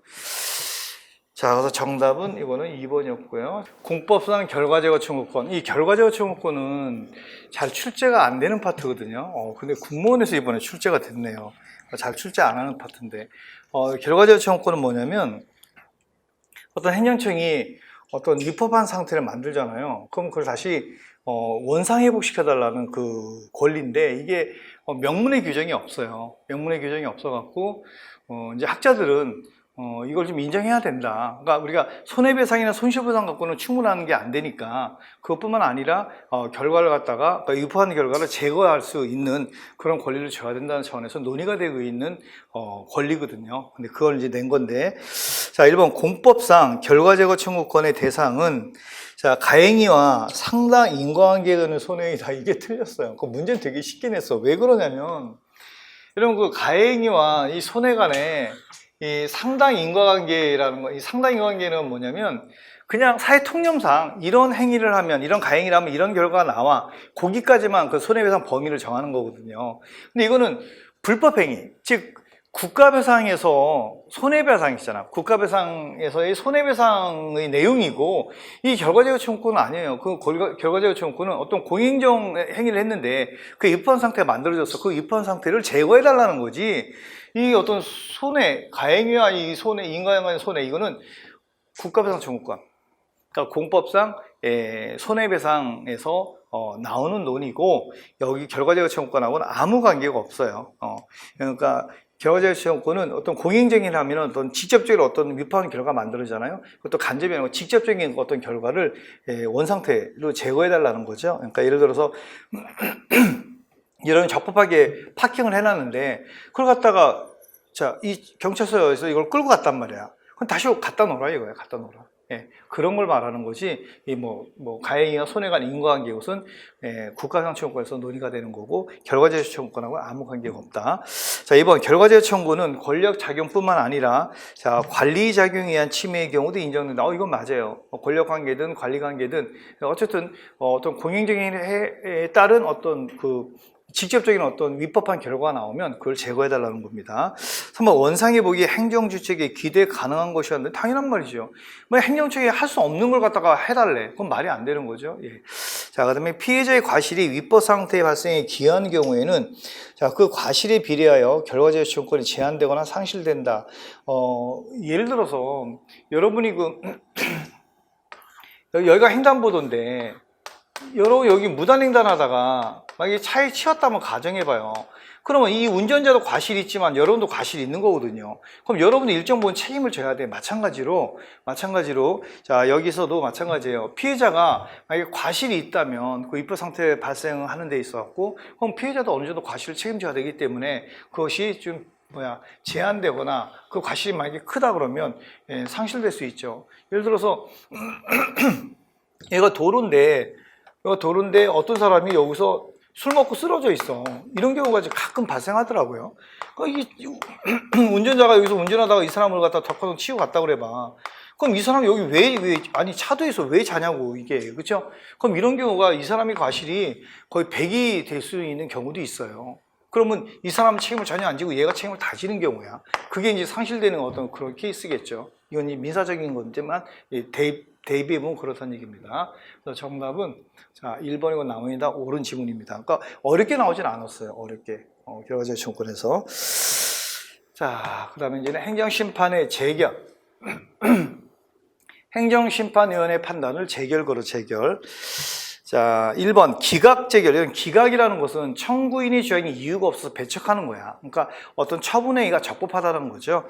예, 그래서 기각재결이 있은 후에도 원처분청은 여기서 원처분청은 행정심판위원회를 말하는 게 아니라 처음에 처분을 한 처분청을 말합니다. 원처분은 직권으로 취소 또는 변경할 수 있다. 당연하죠. 왜냐면 원처분청의 처분행위가 적법하다며, 그렇죠? 예, 적법하다는 것만 판단해 준 거지, 이 원처분청의 처분을 계속 유지해라, 이런 판단한 건 아니거든요. 그 원처분청이 봤을 때, 본인이 직권으로 취소할 수도 있는 거죠. 예. 그래서 그 아래 한번 읽어보시고요. 해설지. 자, 2번. 재결의 기속력에는, 반복금지요. 예, 그 다음에 원상회복 의무가 포함되어 있다. 이 재결의 기속력은 인용재결에서 나오는 거죠. 예, 인용재결에서만 나오는 건데, 이거는 그 피청구인. 행정청, 그 다음 관계행정청, 여기 얘가 이 인용재결을 따라야 될 의무예요. 그 판결의 취지에 따라서. 그래서 재처분도 해야 되고, 그 다음에 원상회복 의무도 있고, 그 다음에 똑같은 처분을 동일한 그 상대방한테 해서는 안 되는 어떤 반복효 금지도 있죠. 예, 그걸 말하고 있는 겁니다. 그래서 반복효 금지, 원상회복가 포함된다. 사실은 재결의 기속력을 물리면 재처분 의무가 제일 중요한데, 그다음 간접강제가 새로 들어왔거든요. 행정소명에 있던 거를. 예. 그런 것들을 건드리면 이제는 어려운 문제가 되는 거고, 이건 되게 쉽게 낸 겁니다. 자, 3번 행정심판에는 불고불리 원칙. 그럼 불고불리가 뭡니까? 고하지 않으면, 그렇죠? 심리하지 않는다, 이런 뜻이죠. 예. 그 다음에 불이익변경 금지 원칙. 그러니까 처분청에서 영업정지 15일을 때렸어. 그래서 이거다 불복해갖고 행정심판 갔는데 영업정지 6개월을 때려버려. 행정심판위원회에서. 그러면 이거는 불이익으로 변경한 거잖아. 그래서 이건 안 돼요. 예, 금지 원칙이 인정이 됩니다. 자, 그 다음에 처분청은 행정심판의 재결에 대해서 불복할 수 없다. 이런 거, 처분청이 만약에 불복할 수 없다는 게 뭐니까 인용재결이 나왔을 경우죠. 그러면 인용재결은 처분이 위법하다는 거잖아. 즉, 청구인의 주장을 받아주는 거거든요. 그렇죠? 그러니까 이제 A씨하고 행정청이 자기가 졌으니까, 행정심판이 졌으니까 A씨하고 소송으로 달려나간다. 안 돼요. 이런 우리 국민은 행정심판에서 지면은, 불복하면 소송으로 갈 수 있어요. 근데 이 재결의 기속력 때문에 처분청, 행정청은 자기가 졌어도, 즉 인용재결을 받아서 자기 처분이 위법하다고 판단을 받았어도 소송 못 가요. 재결의 기속력 때문에. 자, 그래서 재결에 불복할 수 없다. 맞고요. 자, 행정심판의 재결기간. 이러면 이거 잘 읽으셔야 돼. 행정심판을 청구하는 청구 기간을 말하는 게 아니에요. 우리가 행정심판 청구할 때는 처분이 있으면 알게 된 날부터 90일, 처분이 있으면 180일인데 그걸 말하는 게 아니라, 재결이 이제는 행정심판서 청구서가 도착을 하잖아요. 그럼 청구서 도착할 때부터 이 재결을 내리는 요 기간을 말하는 거예요. 이게 60일이거든요. 근데 행정심판위원회 위원장은 직권으로 이걸 30일을 더 연장할 수 있어요. 그렇기 때문에 이것은 강행규정으로 볼 수 없는 거죠. 그렇죠? 연장 가능한 거니까, 직권으로. 그렇죠? 예, 그래서 강행규정은 아니다. 그래서 정답은 4번. 되게 쉽게 냈지만, 근데 이거 재결 기간하고, 그 다음에, 청구할 수 있는, 처분을 받고 나서 청구할 수 있는 그 기간하고는 좀 다른 겁니다. 자, 그 다음에 이제는 15번 갈까요? 이거 유승준 판례예요. 유승준 판례.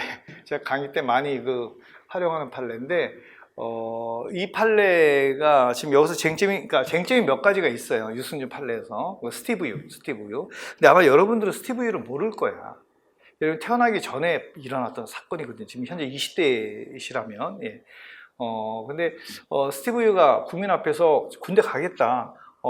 TV 나와서 이렇게 얘기를 해놓고, 예, 막상 갈 때 되니까 미국으로 건너가서 거기서 미국 국적을 획득해버려갖고, 대사에서 제외가 됐단 말이에요. 그러니까 병무청장이 괘씸해갖고 법무장관한테 제 입국 금지시켜 그랬거든요. 그러니까 법무장관이 그쪽에 이제 미국에 있는 그 충영사한테 이제 그 비자죠, 비자. 우리나라 입국하는. 자, 비자 발급을 해주지 말라고 명령을 내린 거예요. 근데 이제 이때, 그 영사는 그 비자 발급을 해줄지 말지는 그 재량행위거든요. 근데 그런 재량을 검토를 하나도 안 하고, 예, 그냥 그 아버지한테 전화해서 그냥 거부를 해버린 거예요. 예, 비자 발급을. 예, 근데 이제 재량행위가, 이게 아무리 재량행위라 할지라도 이 재량을 검토해야 돼요. 그래서 재량을 갖다 검토 안 하면 재량의 불행사 또는 해태가 돼갖고 재량의 일탈, 남용이 있는 거거든요. 예, 그게 또 하나의 큰 쟁점이었고, 또 하나가 뭐냐면 이 법무부 장관이 여기 사례처럼 자, 갑이 입국을 금지하는 결정을 하고 그 정보를 내부 전산망인 출입국 관리 정보 시스템에 입력을 했단 말이에요. 근데 우리가 행정행위가 자, 성립을 하려면 내부적인 요건이 있고 외부적인 요건이 있잖아요. 이 내부 요건은 뭐 주체, 형식, 뭐 절차, 내용에 하자가 없어야 되고, 이 외부에는 표시가 돼야 돼요. 이 공식적인 방법으로 대외적으로 표시가 됐을 때 이제 행정행위가 성립을 하는 거예요. 근데 이건 내부 전산망에만 입력을 했잖아요. 즉 외부적으로 표시가 안 된 거라고, 이거는. 그럼 이건 행정행위로 성립이 안 되는 거야. 그 판례야, 지금 이게. 그러니까 이것도 하나의 쟁점이었었고요. 그렇죠? 예, 그래서 내부 전산망에 입력하면 안 돼요. 대외적으로 표시가 돼야 됩니다. 예, 자, 그 판례인데. 자, 그럼 1번. 일반적으로 처분이 주체 내용, 절차, 형식 요건을 모두 갖추고 외부에 표시된 경우에는 처분이 존재 인정된다. 맞아요. 이게 성립 요건이니까. 성립을 한 거야. 외부에 표시돼야지만. 예. 자, 2번. 행정의사가, 이거 넘어갈까요? 행정의사가 자, 외부에 표시되어 행정청이 자유롭게 취소 처리할 수 없는 구속을 받게 되는 시점이 처분이 성립한다. 이거 판례예요. 그러니까 이 외부적 요건을 딱 갖춰, 내부와 외부를 다 갖춰버리면 이제는 이 처분으로서 행정행위가 성립을 했기 때문에 이제는 취소 처리할 수 없는 구속을 받게 되는 시점이 됐다는 얘기예요. 판례가. 예. 자, 한번 그 성립 여부는 행정청이 행정의사를 공식적인 방법으로 외부에 표시했는지를 기준으로 판단해야 돼. 맞죠? 지금 내내 설명드린 거고요. 자, 그다음에 4번은 위 입국 금지 결정은 항고소송의 대상이나 처분에 해당한다 아니에요. 행정행위가 성립이 안 됐어요. 이게 없어갖고. 요거만 있는데 요건 없잖아, 그렇죠? 예, 그래서 이거는 처분이 아니다. 항고소송의 대상이 될 수 없다라는 그 판례입니다. 예. 이것도 이제 내용은 지금 쉽게 냈어요. 판례 갖고 정답은 4번이고. 자, 16법 계획재량. 이런 계획재량 그런 머릿속에 크게 이제 형량 명령이 떠올라야 되고 그 형량 명령을 이행하지 않으면 형량의 하자가 생기죠. 예, 그럼 이제 형량의 하자, 이제 재량권의 일탈 남용이고, 그다음에 이제 계획재량에서는, 그러니까 행정계획에서는 그러니까 여기서는 이제는 행정행위 재량하고 또 이제 구분하시면 돼요. 근데 제가 이거 난이도를 상으로 해놓은 이유가 1번 선지 때문에 그래요, 사실은. 자, 1번 선지 한번 읽어볼게요. 이 1번 선지는 잘 안 건드리는 내용이에요. 이건 이론이기 때문에. 원래 우리 행정법은 이론을 잘 안 묻거든요. 이론을 묻는 게 주로 판례를 많이 물으니까. 근데 이론을 물어갖고 이 내용을 여러분 모르면 이 3번이 지금 옳지 않은 건데도, 예, 물론 뭐 3번도 뭐 쉽게 알 수 있는 거지만 이걸 모르게 되면 나머지 지문 갖고 여러분도 고민했을 거란 말이에요. 그래서 이거를 정확히 알아달라는 건데. 자, 1번 통상적인 재량행위. 이 통상적인 재량행위가 행정행위로서의 재량행위를 말해요. 이걸 행정재량이라고 그러거든요. 행정재량. 행정행위의 재량. 이걸 행정재량이라고 그래요. 근데 행정계획은요, 굉장히 많은 사람과 관계가 되고 굉장히 넓은 지역의 행정계획이 대상이 되기 때문에 그 재량의 범위가 엄청나게 넓어요. 그걸 계획재량이라고 부르는 거예요. 계획재량. 그걸 계획재량, 행정계획에서의 광범위한 재량을 계획재량이라고 그러고, 행정행위에서의 재량, 아까 뭐 비자 발급을 해줄까 말까, 그거 재량행위거든요. 예, 그런 게 바로 행정재량, 행정행위의 재량을 말합니다. 자, 그래서 여기서 말하는 통상적인 재량행위는 행정재량을 말하는 거고요. 자, 이거와 계획재량은 양적인 점에서 차이가 있을 뿐 질적인 점에서 차이가 없다는 견해. 자, 이 양적인 점에서만 차이가 있을 뿐이라는 게 뭐냐면, 그러니까 여기는 범위가 좀 좁다, 여기 좀 넓다, 이 차이만 있는 거다. 질적으로는 전혀 차이가 없는 거다 라는 그런 견해예요. 이 견해에 따르면 이 두 개 다 뭘로 하냐면 비례 원칙으로 가요. 비례 원칙으로 가요.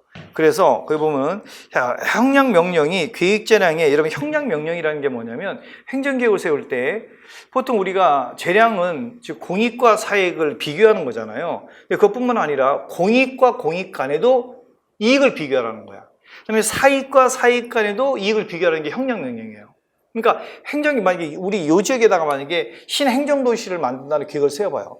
그럼 얼마나 많은 사람들이 이해가 복잡하게 연결되어 있을까요? 그렇죠? 그러면 단순히 공익과 사익만 비교하면 안 되고 공익과 공익과도 비교해야 되고, 그렇겠죠? 사익과 사익 간에도 비교해야 된다는 게 형량명령이에요.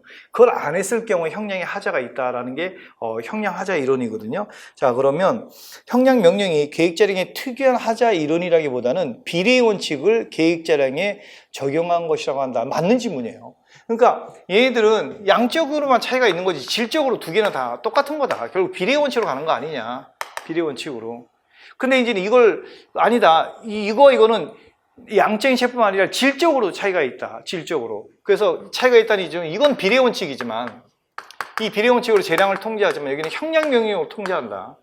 형량명령으로 통제하는 거다. 그래서 이걸 안 하면 형량의 하자가 있고, 그러면 이제는 이 재량이 이제는 위법하다. 이렇게 보는 거예요. 이게 이제는 질적인 거, 이건 질적으로 다르다라고 보는 견해고, 이거는 양만 차이가 있는 것 뿐이고 질적으로 차이가 없다. 다 비례 원칙에 적용되는 거 아니냐. 이런 입장이에요. 이게. 그래서 1번 선지 맞는 선지고, 자, 2번 행정주체는 그 계획에 관련된 자들의 이익을, 자, 공익과 사익 사이는 물론이고 공익 상호간, 사익 상호간에도 정당하게 비교 규량한다는 제한을 받는다. 이게 형량명령이에요. 형량명령. 자, 그 다음에 3번 행정주체가 행정계획을 위반 결정함에 있어서 이익교량의 고려 대상에 마땅히 포함시킬 사항을 누락한 경우, 자, 누락한 경우. 자, 이거 우리가 형량의 흠결 그러거든요. 자, 그 다음에 이익 형량을 전혀 행하지 아니하는 등, 전혀 행하지 않은 게 바로 형량의 혜택입니다. 불행사. 자, 등의 사정이 없는 한 그 행정계획 결정은 형량의 하자가 있다고, 자, 보기 어렵다. 이게 틀렸는데 왜 그래요? 하나 더 있어요. 오형량. 그러니까 형량을 했는데, 자, 거기 판례를 보세요. 자, 정당성과 객관성이 결여된 경우를 이게 오형량이라고 그러니까 형량명령은 세 가지가 있는 거예요. 형량의 혜택, 형량의 흠결, 오형량. 근데 여기서는 지금 이 선지에서는 이 두 개만 이걸 형량명령으로 봤기 때문에 이건 틀렸다는 거예요. 이건 좀 그렇죠, 그렇죠? 네. 근데 이제 여기 행정법을 계속 공부하다 보면은 자연스럽게 이거 오형량도 있는데 오형량이 여기 없네. 그러면 오형량 같은 경우도 형량의 하자가 있다고 보는 건데, 그럼 이게 두 개만 형량의 하자가 있는 거냐? 이거 안 했을 때 이건 말이 안 되잖아요, 그렇죠? 예, 그래서 정답은 3번이고요. 자, 4번에 행정계획과 관련하여 이익 형량을 하였으나 정당성 객관성이 결여된 경우에는 그 행정계획 결정은 형량의 하자에 쓰이고, 이건 또 맞나? 이게 오형량이잖아요, 그렇죠? 그러니까 무슨 말이냐면 이건 오형량이야. 그러니까 문제가 여러분한테 얼마나 그 배려를 많이 해줬냐면 출제위원께서 이거는 애들이 이걸 알까? 아마 잘 모를 거야. 그리고 형량명령은 이건 알고 있겠지. 그 다음에 자, 이 형량명령이 세 가지가 있는데 그 세 가지도 알까? 좀 어렵나? 그래서 두 가지를 다 담고 나머지 하나 여기다 담아갖고 친절하게, 알겠죠? 알려준 거예요. 이게 오형량이야. 정당성, 객관성이 결여된 경우 형량을 했지만, 그렇죠? 그 다음에 아까 여기 누락한 경우 형량 흠결, 전혀 행하지 않은 거 형량 혜택, 형량 혜택, 형량 흠결, 오형량, 이 세 가지 형량 명령 그러거든요. 이걸 여러분 알고 있느냐는 물은 거고, 그 다음에 요게 형량 명령이다 개념을 알려주고, 그 다음에 이게 이제 결정적이었는데, 여기에서 이제는 그래서 아마 이 형량 명령 세 가지를 머릿속에 넣지 않으신 분은 그냥 1번 찍고 나왔을 것 같아요. 옳지 않은 거로. 옳은 건데, 그렇죠? 예. 이렇게 문제를 분석하다 보면은 좀 재밌어요. 재밌고, 이 출제원들의 이렇게 모습이 보여요. 이분들이 뭘 갖고 지금 우리 그 수험생들을 좀 배려해 줄까, 또는 좀 약간 좀 골탕을 먹일까, 뭐 이런 게 지금 보여요. 예. 자, 그다음 이제 17번. 자, 행정조사 기본법. 행정조사에 대해서는 소방직 같은 경우는 매년 출제가 되거든요. 예. 그래서 우리 군무원분들도 행정조사법을 좀 공부 좀 많이 해줍시다 부탁드리고. 자, 근데 행정서의 기본 원칙 너무 쉬운 걸 냈어요. 너무 쉬운 거. 행정서의 기본 원칙이 행정서 기본법 제4조에 나와 있는 거거든요. 예, 그래서 이거는 뭐 행정조사를 묻는다면 제일 많이 묻는 게 이걸 제일 많이 묻거든요. 그래서 이건 아주 평이하게 쉽게 냈다. 예. 자, 행정조사는 조사 목적을 달성하는 데 필요한 최소한의 범위 안에서 실시해야 되고 다른 목적 등에서 조사권을 남용해서는 아니 된다. 뭐 구조를 옳은 말이잖아, 그렇죠? 예, 거기 4조의 1항. 4조 1항이 이 내용입니다. 자, 2번 행정기관은 유사하거나 동일한 사안에 대해서는 공동조사 등을 실시함으로써 행정서가 중복되지 아니하도록 하다. 이거 엄청나게 많이 나오는 거죠. 예, 그 국가지나 지방지 마찬가지로. 자, 이것도 맞는 말이죠. 자, 이거는 3항에 있어요. 제 4조 3항. 그러니까 중복조사 안 됩니다. 이런 거 행정조사는 우리를 굉장히 피곤하게 하는 거예요. 이런 거 행정청에서 이런 보고 조사할 게 있다고 오라고 한번 해봐요. 그럼 여러분 하루 다 날리는 거야, 시간을. 여러분 영업활동 다 못하는 거야, 그렇죠? 근데 똑같은 사안인데 오늘은 A 행정청에서 오라고 그래. 그리고 이 다음 주에 B 행정청에서 또 오래네. 그 또 갔어. 그것도 또 그 다음 주에 C 행정청에서 또 오래. 와, 짜증나잖아. 그냥 A, B, C 니들 다 와서 같이 또 동일한 사안이니까 나 하나 앉혀놓고 니들 다 간격업무 다 와서 한꺼번에 하면 얼마나 편해, 그렇죠? 예, 그렇게. 그래서 중복조사 하지 말라는 거예요. 공동조사 하라는 얘기입니다. 예. 자, 그 다음에 3번 행정조사는 법령 등 위반에 대한 처벌에 중점을 두되. 말이 안 되죠. 아니, 처벌을 중점을 두는 게 미친 행정청이지. 이 나라는 국민주권인데. 이 나라 주의는 항상 제가 강조하잖아, 강의 시간에. 국민이야, 국민. 알겠죠? 네. 근데 처벌에 중점을 둬? 미친 행정청, 그렇죠? 말이 안 되죠. 예, 그래서 이거는 사항의 내용이에요. 사항 보면 행정조사는 법령 등의 위반에 대한 처벌보다는, 그러니까 법령 등 위반에 대한 처벌보다는 법령 등을 준수하는 것을 준수를 유도하는 데 중점을 줘야지. 당연하죠, 그렇죠? 예, 처벌보다는. 자, 그래서 4번이 틀렸고 이건 그냥 점수 주려고 낸 것 같아요. 예. 자, 근데 행정기관은 행정조사를 통하여 알게 된 정보를 다른 법률에 따라 내부에서 이용하거나 다른 기관에 제공하는 경우를 제외하고는 원래 조사 목적 이외의 용도로 이용하거나 타인에 제공해서는 아니 된다. 이건 6항 내용이거든요. 예, 6항 내용. 그래서 맞습니다. 그러니까 제가 27번 같은 이런 문제를 보면서 어떤 생각을 했냐면 작년은 군무원은요, 진짜 꽤 어려웠어요. 저는 작년 그 2020년 군무원 시험을 그 군무원 문제를 보면서 국가직보다 더 어려웠다. 국가직보다 어렵다. 이거 만만할 게 아니다. 근데 이제 첫 해에 이제 그게 공개되게 되면 이거 갖고 이제 평을 많이 하거든요. 대학 교수님들도 그렇고, 우리 뭐 강사들도 그렇고, 수험생도 그렇고. 그래서 한번 좀 어렵게 내본 것 같아요. 우리가 이렇게 한번 내겠다. 근데 이제 나중에 시험 보고 나서 이제 점수 데이터가 나오겠죠. 그 점수가 너무 밑바닥이었을 거 아닙니까? 평균이, 그렇죠? 그래서 이제 조금 이제는 조정하자. 좀 난이도를 내리자. 해갖고 이번에 내린 것 같아요. 근데 금년도 21년 이 군무원 시험을 이렇게 보면은, 군무원 시험에 그 준비하시는 분들한테 이렇게 어느 정도 적정한 난이도를 좀 준 것 같아요. 그래서 이건 아마 문제를 만들고 나서 아마 테스트를 해서 대충 어떤 평균이 몇 점 나왔을 거다. 뭐 이런 걸 다 예측까지, 그러니까 다 시행까지 해보고, 예, 이 정도 난이도를 유지했던 것 같아요. 그래서 아마 2022년도에도, 내년에도 이 정도 난이도로 공부하시면 충분하실 것 같아요. 그러니까 이 정도 난이도라면 국가직이나 지방직과 금년도 지방직과 난이도가 똑같고 국가직보다는 난이도가 약간 떨어지고 이런 거거든요. 그래서 저는 이번에 참 잘 내셨다. 군무원 이 정도 난이도가 제일 좋다 이런 생각이 듭니다. 자, 이제 18번은요. 행정규칙, 이제 행정입법이네요. 자, 일반 행정규칙인 고시가 법령의 습권에서 법령을 보충하는 사항을 정하는 경우에는 법령 보충적 고시다. 이런 법령 보충 고시는 그 자체로서 대적 효력을 갖는 게 아닙니다. 상위의 법령과 결합해서 하나가 되어서 일체가 되어서 상위 법령이 법규 명령이기 때문에 법규 명령이 어떤 성질을 갖는다고 보는 거예요. 그래서 대적 구성력이 있는 법규 명령의 효력을 갖는다. 맞는 말이고. 2번 행정규칙을 제정한 행정기관에 대해는 대내적으로 법적 구성력을 갖지 않는다. 이거 갖고 여러분 고민하셨을 분도 계셨을 것 같아요.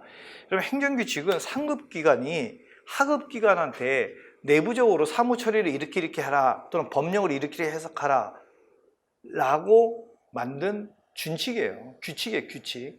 그렇죠? 그럼 상급기관이 하급기관한테 이거 준 건데 상급기관이 이걸 따라야 돼요? 아니죠. 그 얘기예요, 이게. 그래서 행정규칙을 제정한 행정기관, 상급기관에 대해서는 자, 대내적으로 법적 구성력을 갖지 않습니다. 예. 자, 3번 사실상의 준비행위 또는 사전 안내를 볼 수 있는 국립대학, 서울대학이었죠. 예, 대학 입학고사 주요 요강 공권력 행사이므로 항고소송이 대상이 되는 자 처분이다. 이것도 이전에 한번 이렇게 살짝 바꿔서 나온 적이 있었는데 그걸 그대로 갖다 쓰신 것 같아요. 그럼 그 아래 판례를 읽어보면 알겠지만 이게 94학년도 대학 입학고사 서울대 그 주요 요강이에요. 근데 이 주요 요강은 그 판례 봐요. 사실상의 준비행위 내지는 사전 안내로서 쟁송의 대상이 될 수 있는 행정처분이 아니다라고 되어 있어요. 행정처분이 아니다. 따라서 거기는 3번에 항고소송이 되는 처분이다. 이거 틀린 거예요. 아니다지만 여러분 항고소송이 대상이 되는 처분하고 헌법소원 심판의 대상이 되는 공권력 행사하고 좀 달라요. 좀 다릅니다. 왜냐하면 이 처분 개념은 행정심판법과 행정소송법의 명문으로 규정되어 있는 거예요. 그래서 행정청에 행하는 구체적 사실로서 법 집행에 관한 구체적 사실로서 뭐가 돼야 되냐면 공권력 행사 또는 그 거부 또는 그밖에 준하는 작용으로 되어 있거든요. 근데 헌법재판소가 말하는 공권력 행사는 이거보다는 좀 범위가 좀 더 약간 좀 넓다라고 좀 보시면 돼요. 그러니까 우리의 국민의 권리 의무에 영향을 미치는 거라면 대부분 다 공권력 행사로 보거든요. 그러니까 헌법상 기본권이 침해 원인이 되는 그런 어떤 공권력과 관련된 것은 다 공권 행사로 봅니다. 그래서 약간 좀 다른데 대신에 거기 판례 뭐라고 했냐면요. 자, 국민이 기본권에 직접 영향을 끼치고 그 다음에 자 앞으로 법령이 뒷받침해서 그대로 실시될 것이라고 틀림없을 것으로 예상된다면 자 그러면 이걸 공권력, 그러니까 헌법소원심판대상은 공권력으로 볼 수 있다는 그 판례예요. 이 판례하고 그다음에 알뜰지서 판례도 똑같은 그 헌재가 판례에서도 똑같은 얘기를 했거든요. 그래서 비록 처분은 아니지만 국민의 권리에 직접 영향을 미치고 그다음에 법령이 뒷받침해서 앞으로 틀림없이 실시될 것으로 예상된다면 이미 기본권 침해의 현재성을 갖췄다는 거예요. 우리가 헌법소원 심판할 때는 공권력 행사로 인해서 기본권이 침해돼야 되고 이 기본권 침해가 현재 일어나야 되거든요. 현재. 근데 지금 법령을 제정한 게 아니잖아. 근데 서울대학교는 국립대학이거든요. 그래서 서울대학교에서 이렇게 대학 입학고사 어떤 고사 요령을 만들면은 요강을 만들면 이것이 거의 법령에서 실시가 돼요. 거의 국립대학이기 때문에. 그럼 이제 법령에서 틀림없이 시행되는 게 예상이 됐다면 이미 기본권의 침해의 현재성을 갖췄기 때문에 헌법소원 심판 대상이 된다 이렇게 본 거예요. 그래서 그 아래 그 판례 보면 뭐라고 되냐면 그 위험성이 이미 현실적으로 발생하였다 보아야 할 것이므로 이렇게 돼 있죠. 이미 위험성이 현실적으로 발생한 거야. 왜? 법령에서 틀림없이 실시될 것이 예상되기 때문에. 그러면 헌법소원 와도 된다. 헌법소원 요건을 다 갖췄다. 이렇게 본 겁니다. 그래서 자 거기 3번이 틀렸는데 그 여기서는 아니 국립대학교 입학고사 주요 요강 이거 헌법재판소가 공권력 행사로 봤는데 그럼 처분 아니야? 처분 맞겠네? 맞는 내용이네. 이렇게 가시면 안 된다는 거예요. 이 처분은 행정소송으로 갈 때, 행정소송이나 행정심판을 갈 때 그 대상 적격의 문제라고, 이 처분. 헌법소원심판의 어떤 그 공권력 행사하고는 다르다는 걸 여러분이 좀 알아달라고. 아셨죠? 자, 그다음 이제 4번은 일반적 행정처분을 정하는 행정규칙은 대적 구성이 없다. 당연히 원칙적으로 대적 구성이 없는 거예요. 다만 상위 법규 명령으로부터 위임을 받았어. 그래서 거기 구체적 범위를 정해서 그 위임받은 사항을 규정하고 있다면 상위 법령과 결합해서 하나가 돼서 법규 명령, 즉 대적 구성을 갖는다는 얘기죠. 그런데 일반적인 행정규칙은 대적 구성이 없습니다. 자, 정답은 3번이었네요. 자, 그럼 이제 19번. 이게 이제는 강론 문제예요. 강론. 이거 딱 하나 나왔어요. 환매권이라는 게 뭐냐면요. 이게 환매권 문제거든요. 환매권은, 자, 여기가 여기가 세종시야. 그러니까 그 신행정 도시를 만들기 이제는 전에, 여기다 이제는, 공익사업. 자, 공익사업의 구역이에요. 그럼 이 사업 시행자가 여기 있는 땅을 사들이는 거예요. 이걸 수용이다 그러죠, 수용. 근데 여기서 만약에 요만큼 땅을 갑이 갖고 있었어. 그래서 갑이 사업시행자한테 땅을 갖다가 사업시행자한테 넘겼단 말이야. 그러니까 매매계약을 해갖고 넘겼어요. 그러면 이제 얘는 이제 보상금을 받거든요. 수용 보상금을. 수용 보상금 만약에 뭐 한 1억 받았다고 가정합시다. 1억 너무 싸다. 보통 여기 토지 이거 수용되면 이 땅 갖고 있는 사람들 하루아침에 재벌되는 거예요. 재벌되는 거. 평생 먹고 살게 생겨요. 그래서 서로 자기 지역을 개발해달라고 막 유치인으로 타는 거예요. 100억이라고. 100억 좀 10억이라고 그랬게. 자, 그런데 이 사업 시행자가 도대체 이 사업을 시행을 안 하는 거야. 그리고 10년이 지났어, 10년이. 그러면 이 갑은요, 다시 자기 땅을 사올 수 있어요. 그게 환매예요, 환매. 이 10억을 얘한테 주고 이걸 다시 사올 수 있어요. 사올 수 있어요. 그럼 10년이 지났으니까 아마 땅값이 많이 올랐을 거예요, 그렇죠? 예, 그럼 만약에 이 땅값이 만약에 뭐 100억이 됐다. 근데 얘는 10억만 주면 되는 거예요. 그 땅을 얘가 받아오는 거예요. 그 얘는 앉아서 혼자서 이걸 다 취하게 되는 거죠. 그렇죠. 물론 이걸 막으려는 어떤 법 조항도 있지만은 뭐 이거 갖고 다투면 민사소송 가는 거예요. 행정소송 가는 게 아니에요. 민사소송 가는 거예요. 이거 환매권이에요. 환매권. 자, 그러면 자, 1번 토지의 협의 취득일 또는 수용 개시일로부터 자, 10년 이내에 해당 사배 폐지, 그러니까 이 사업이 폐지되거나 변경 또는 그 밖의 사유로 자, 취득한 토지 전부 또는 일부가 필요 없게 된 경우 자, 취득일 당시에 이 사람 갑이죠. 갑. 취득일 당시에 이 취득일 사업 시행자가 이 토지를 취득한 거야. 그 취득일 당시에 토지 소유자 또는 그 포괄승계 상속인이죠. 상속인은 환매권을 행사할 수 있다. 맞아요. 그래서 거기 해설지 부분은 그 공익사업 그 토지부상법이죠. 91조에 환매권 나오잖아요. 다시 한번 읽어볼게요. 토지 협의 취득일 또는 수용의 개시일로부터 10년 이내에 해당 사업의 폐지, 변경 또는 그 밖의 사유로 취득한 토지 전부 또는 일부가 필요 없게 된 경우 취득일 당시에 자, 토지 소유자 또는 그 포괄승계인은 그 토지 전부 또는 일부가 필요 없게 된 때부터 1년 또는 그 취득일로부터 10년, 그러니까 그 취득일로부터 10년, 자, 10년 이내에 자, 그 토지에 대해서 받은 보상금의 상당한 금액, 요 10억이죠. 10억을 사업시행자한테 지급하고 이 토지를 다시 사올 수 있다 이거거든요. 근데 요 조항이 헌법 불합치 결정을 받았어.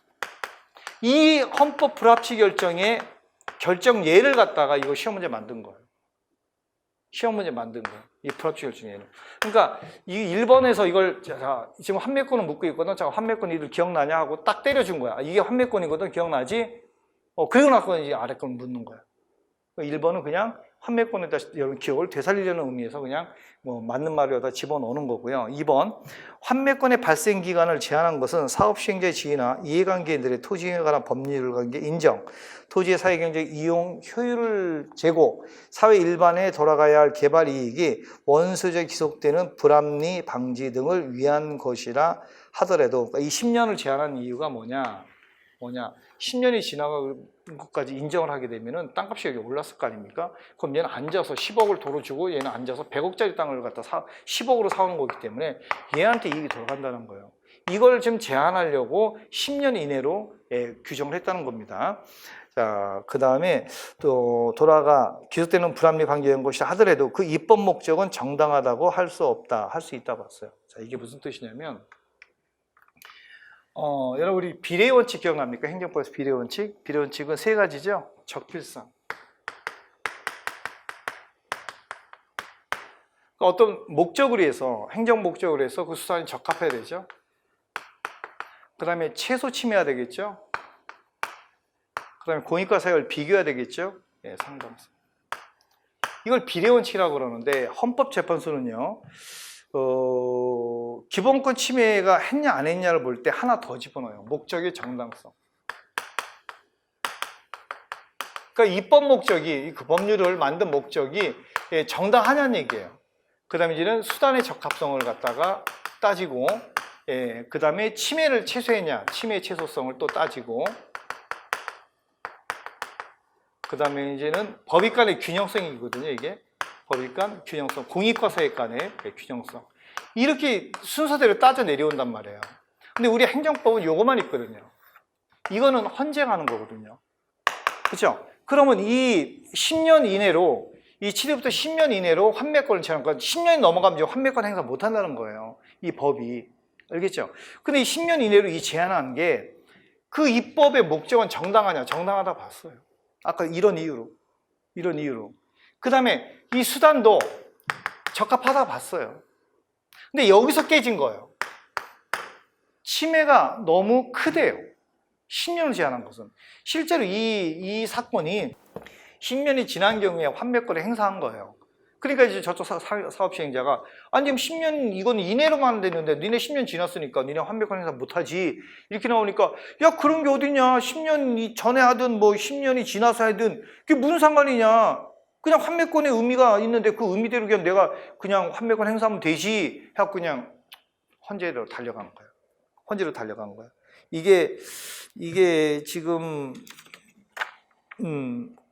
헌바구나 헌바니까 이거는 위헌심사형 헌법소원심판이네. 위헌심사형.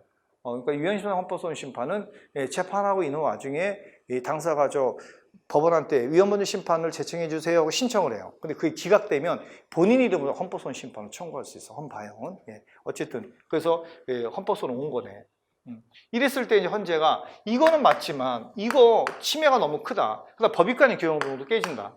없다. 이것이 틀렸기 때문에 이것은 위헌이다. 근데 지금 당장 이걸 갖다 위헌을 만들어버리면 또 사실 혼란이 오니까 입법자가 대치법을 만들 때까지는 효력을 효력을 유지해네. 그때까지 빨리 입법을 갖다 만들어가고 불합치 결정을 한 거예요. 그리고 이 조항을 더 이상 적용하지 말아라. 입법할 때까지 새로 이 불합치 결정을 내린 거거든요. 그래서 그럼 이거를 맞추려면 이 판례를 읽어봤어야 된다는 거예요.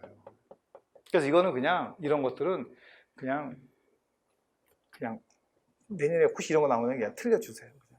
우리가 꼭 행정법을 100점 맞을 필요 없거든요. 이런 국무는 세 과목만 보잖아요. 국어분야 그렇죠? 그래서 국어하고 행정과 행정법인데 다 합해서 한 80점 정도 맞아도 여러분 합격해요. 평균. 그래서 요거 한 90점 정도 맞아주면 되니까 한 2개 정도는 그냥 틀려도 되거든요. 그래서 이런 것들은 강론이고 이건 또 읽어보지 않고는 이게 해결이 안 되거든요. 그래서 제가 제 행정법 청문책에도 이거는 이 불합치 결정을 받았다는 거 제가 담아놨는데 이거에 대한 판례 자세한 내용 설명을 안 하거든요. 근데 이게 이번에 나온 거예요. 입법 목적은 이런 그 간통죄도 위헌 결정 받았잖아요. 간통죄 불합치 결정인데 이 간통죄도 목적은 정당하다고 봤어요. 그러니까 간통을 우리가 왜 형사처벌하느냐? 그 형법의 그 간통죄를 만든 목적, 입법 목적은 정당하다. 근데 여기부터 깨지기 시작했어요. 이것도 깨지고 이것도 깨지고 다 깨졌어요. 근데 이 4개 중에 어느 하나라도 깨지면 하나라도 달성하지 않으면 무조건 위헌이에요. 위법한 거. 그러니까 위헌적인 거죠. 위헌적인 거. 자, 그 다음에는 3번. 환매권 발생 기간을 3번. 환매권 발생 기간은 10년을 예외 없이 유지하게 되면 토지 수용 등의 원인이 된 공익사업의 폐지 등으로 공공필요가 소멸하였음에도 단지 10년이 경과했던 사정만으로 환매권이 배제되는 결과를 초래할 수 있다. 그래서 이제는 위헌으로 끌어내리고 있는 겁니다. 맞고요. 4번 법률조항 91조의 위헌성은 환매권 발생 기간을 제한한 것 자체에 있다기보다도 이 환매권을 10년으로 제한한 것, 10년을 제한한 것은 그러니까 이 기간을 정한 것은 이 수단이 적합하다는 거예요. 적합한데, 자, 이 10년이라는 이것이 문제가 된다는 거야. 그러니까 이 기간을 준 거는 이거는 적합하다는 거야. 기간으로 제한하는 거는. 근데 그 기간이 10년이 너무 짧다는 거야. 10년이. 그래서 거기 보면은 자, 환매권의 발생 기간을 제한한 것 자체에 있다기보다는 그 기간이 10년 이내로 제한한 거 있다. 맞아요. 10년으로. 자, 그래서 이 사건 법률적인 위헌성을 제거하는 다양한 방안이 있을 수 있고, 자, 이는 입법 재량에 속하기 때문에, 영역에 속하기 때문에 불합치 결정한 거. 위헌 결정한 게 아니라, 입법자 네가 빨리 대체법을 만들어낸 얘기입니다. 근데 아직 안 만들었어요. 아직 안 만들었습니다. 이게 최근 판례거든요. 그래서 정답은 2번인데, 그럼 이런 판례까지, 이런 판례까지도 알아야 됩니까? 2020년에 나온 판례네요. 2020년.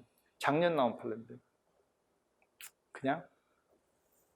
그래도 저는 이 정도면 그래도 강론에서 좀 쉬운 문제를 고른 게 아닌가 뭐 이런 생각도 들거든요. 하여튼 강론 문제입니다. 강론. 자, 그럼 이제 20번 국가배상법 뭐 나올 게 나왔죠. 국가배상법 하나 나오니까.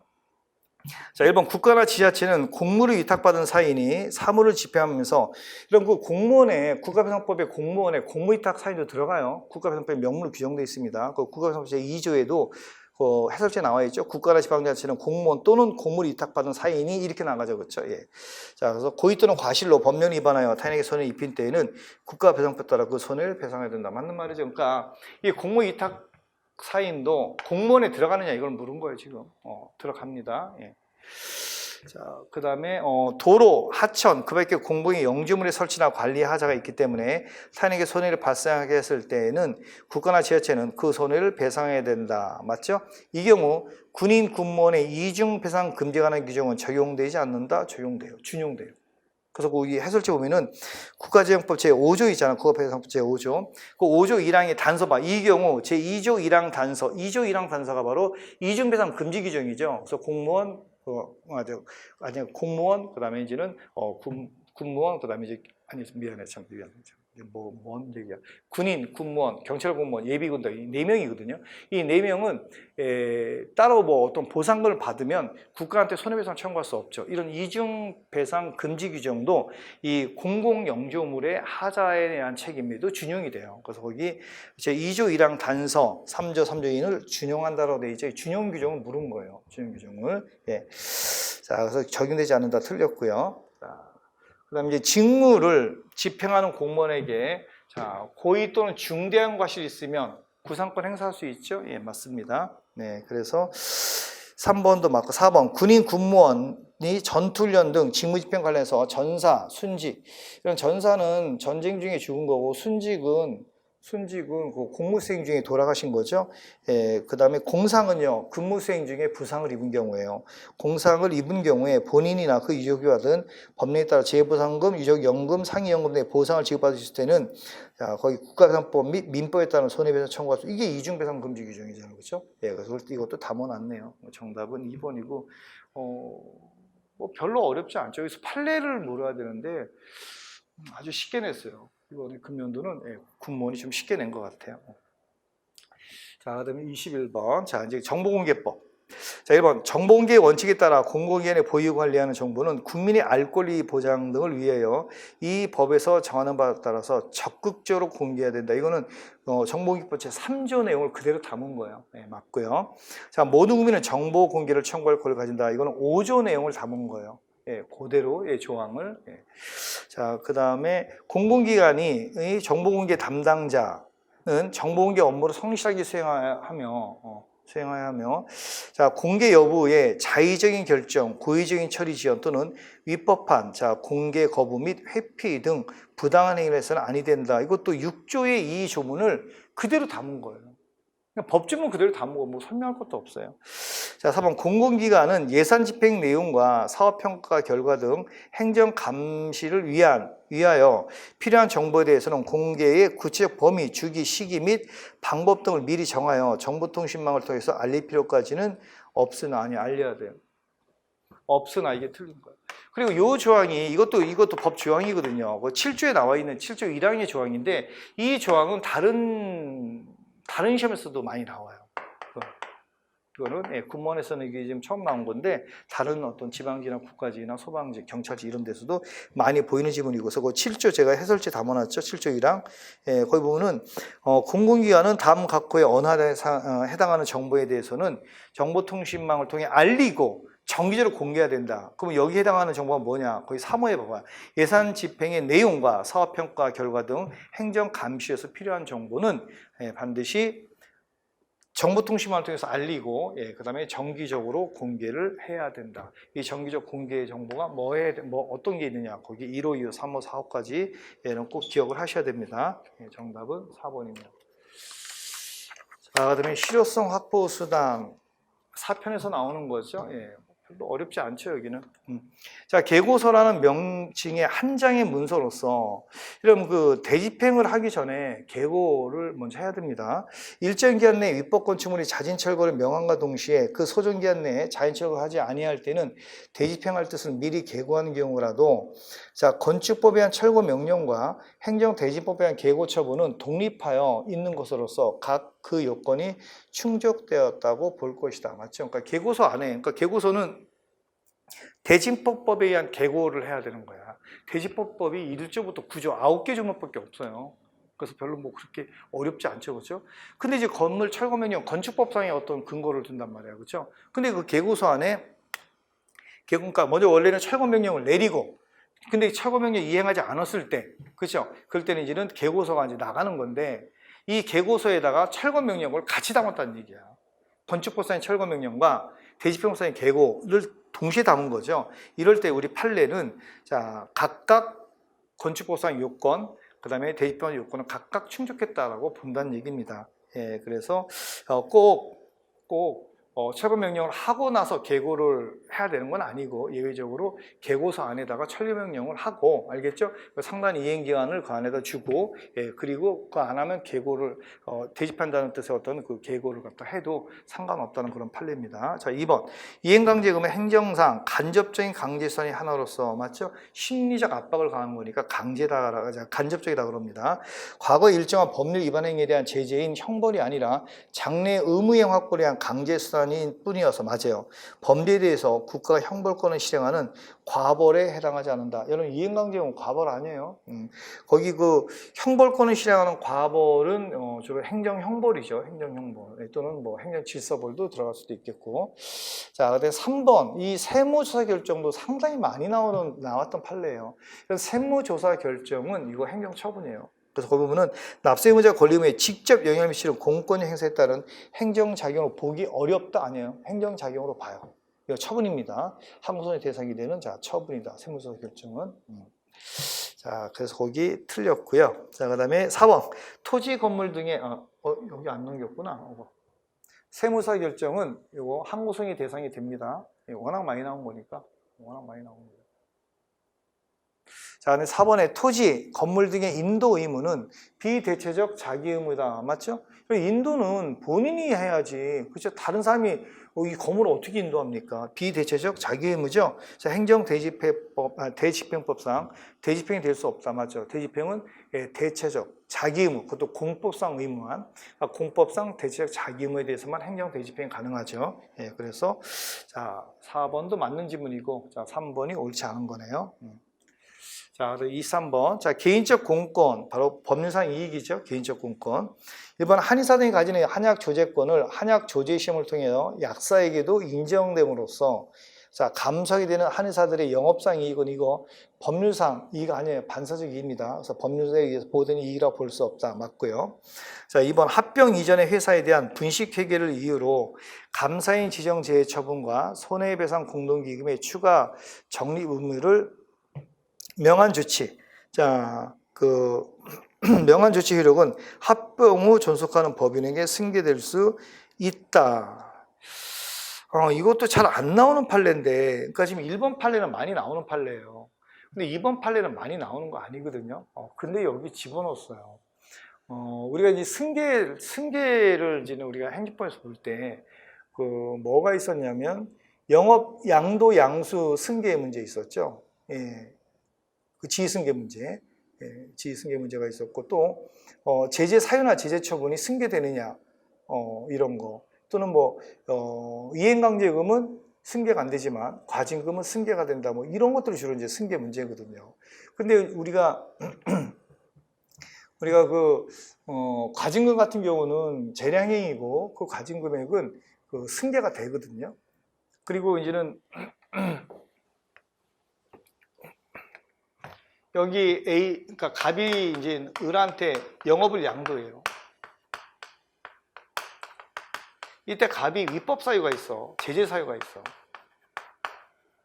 제재 처분, 또는 뭐 제재 처분을 받았다고 합시다. 뭐 영업정지 뭐 몇 개월 또는 뭐 과징금 부과처럼 받았다고 합시다. 그럼 이것이 을한테 승계가 돼요.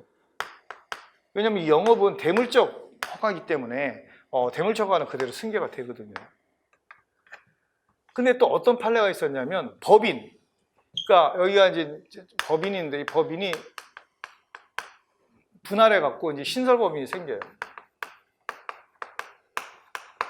근데 이때 법인한테 제재 사유가 있는 거예요. 사유만 있지 아직 과징금이 부과가 안 된 거거든요. 이랬을 때 이 신설법인한테 과징금을 부과할 수 있느냐? 이건 안 된다고 봤어요. 근데 과징금을 얘가 부과했는데 그게 얘가 안 됐으면 신설법인한테 봐봐 이제 분할한 신설법인한테 이게 승계가 되지만 이 제재 사유만 있는 경우에는 얘한테 제재 처분할 수 없다라는 판례가 있거든요. 그다음에 또 하나 판례가 이 판례예요. 이 판례는 그 감사인이라는 게 뭐냐면 그 상장된 주식회사나 아니면 금융기관이 있죠. 예, 은행들. 그러면서 뭐 수협, 농협 이런 데는 워낙 단위가 크잖아요. 또는 상장 안 돼도 대형 회사 같은 데 있죠. 이런 데는 회계법인을 감사인으로 지정을 해야 돼요. 그러니까 보통 우리가 주식회사를 만들 때는 이사도 있고 대표이사도 있고 감사도 있어야 되거든요. 예, 근데 그 대형, 그러니까 상장 주식회사는 그 감사인을 회계법인으로 해야 돼요. 이 회계법인. 예, 그리고 이게 이제 감사인이 지정됐는데 이게 제외되잖아요. 예, 그러면 이 처분이 자, 합병을 존속하는 법인한테 승계가 될 수 있느냐. 또, 이 회계법인은요, 자기네가 이제 감사하는 와중에 어떤 손해를 일으킬 수 있으니까 이 손해배상 공동기금을 적립을 해요. 적립을 하는데, 그걸 갖다가 명한 조치 효력이 합병을 존속하는 법인에게 승계가 되느냐. 그러니까 이 감사인으로 지정된 회계법인이 다른 법인으로 합병이 된 거야. 그때 원래 있었던 이 감사인의 지위를 갖고 있던 이 법인한테 이런 지정 제외 처분, 이런 손해배상 기금의 추가 적립의 명한 조치 이런 것들이 그대로 승계되느냐. 우리 판례는 사법상이든 공법상이든 다 승계되는 걸로 봐요. 다. 그냥 그 정도까지만 알아두세요. 뭐 이거에 대한 자세한 내용은 다 의미가 없는 거거든요. 그냥 다 승계가 된다. 예, 그래서 감사인 지정 제외 처분, 예, 그다음에 이거 다 승계가 된다라고 보세요. 예. 그럼 그거 말고는 여기서 이게 판례에서 크게 중요한 거 아니거든요. 자, 그다음에 이제 3번 보니까 이 3번 판례는 자주 나오는 판례예요.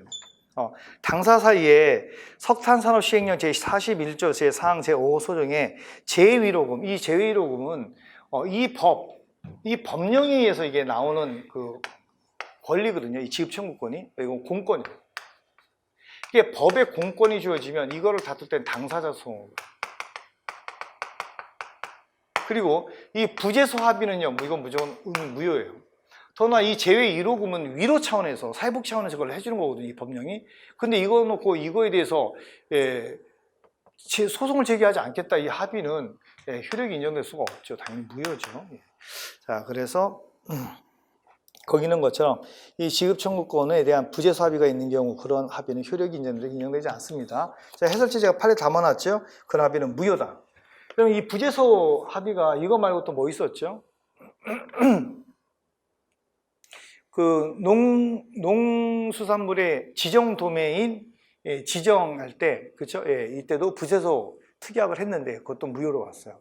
왜냐하면 우리 국민은 헌법상 재판청구권이 있는데 그 재판청구권을, 그런 공권을 개인과 개인 간에 또는 뭐 행정청과 개인 간에 어떤 이거를 특약을 통해서, 합의를 통해서 이걸 포기하게 할 수는 없다. 포기하게 할 수 없습니다. 자, 그 다음에 4번 석유 판매 허가는 소위 대물적 허가의 성질을 갖는 것이다. 맞죠? 주유소.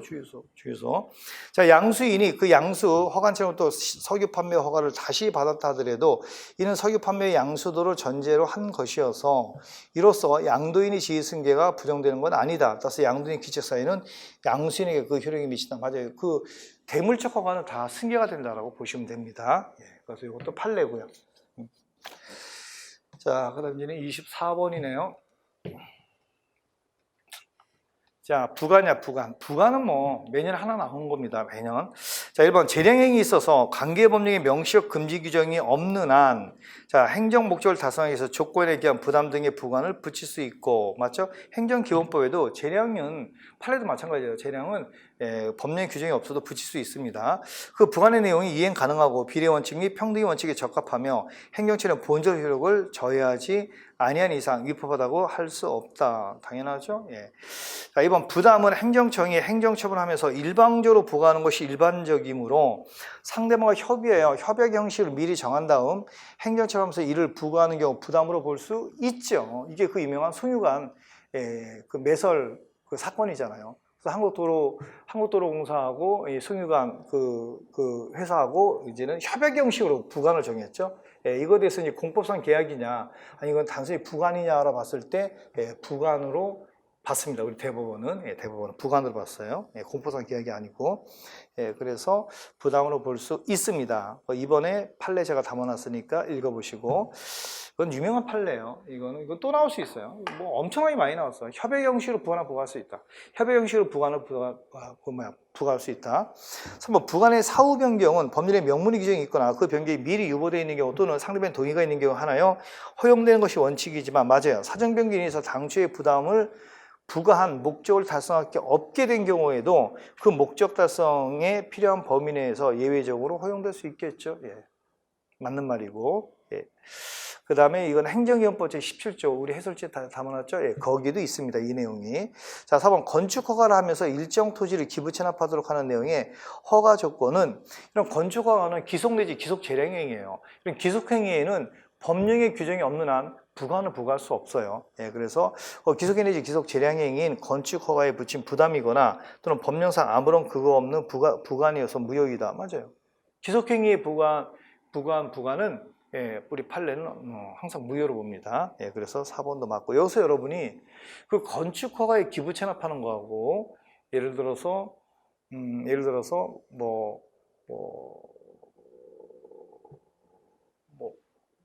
공익 사업을 한다거나 아니면은 재건축, 재개발을 하면서 기부 체납 붙이는 거하고 다른 겁니다. 알겠죠? 재건축이나 재개발 이런 데서는 얼마든지 부관을 붙일 수 있어요. 그거에 대한 거는 어떤 재량행위적 성격이 강하거든요. 근데 건축허가 자체는 기속허가라는 거예요. 건축허가 집 짓게 하는 거, 그렇죠? 집 짓게 하는 거하고 아파트를 싹 무너뜨리고 다시 아파트를 재건축하는 거는 의미가 다르죠, 그렇죠? 그걸 여러분이 좀 구분하시고. 자, 이거 3번, 4번 안 보여드렸구나. 자, 읽으세요.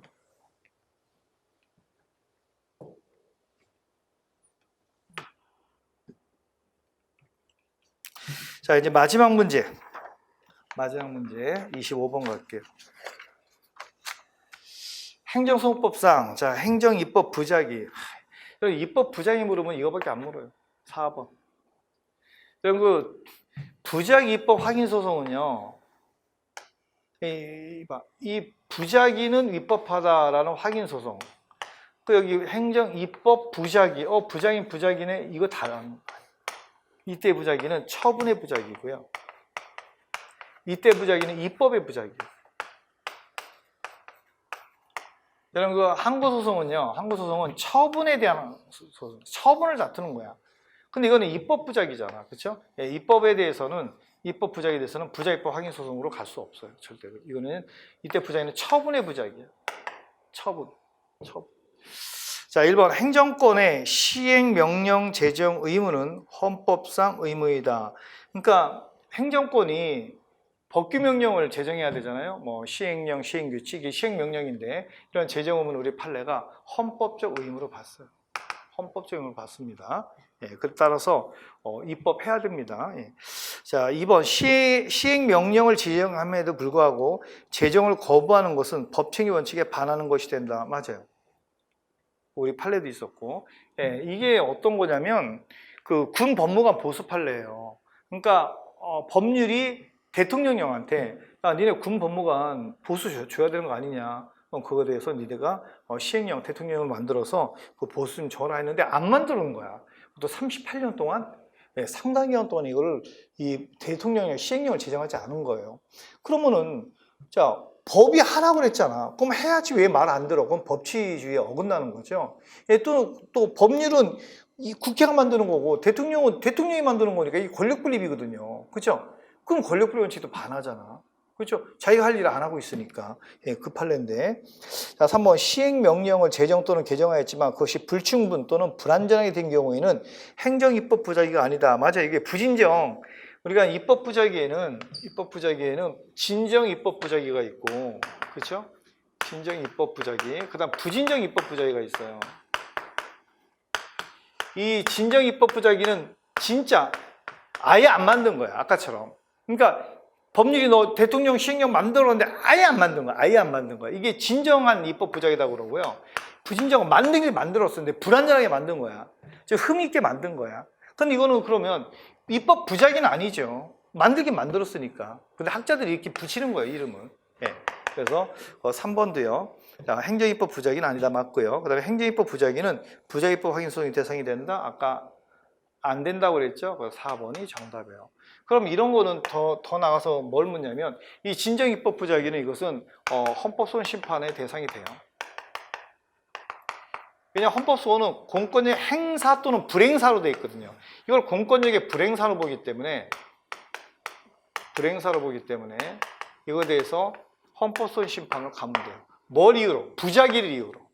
이 부작위를 이유로 헌법소원 심판이 대상이 돼요.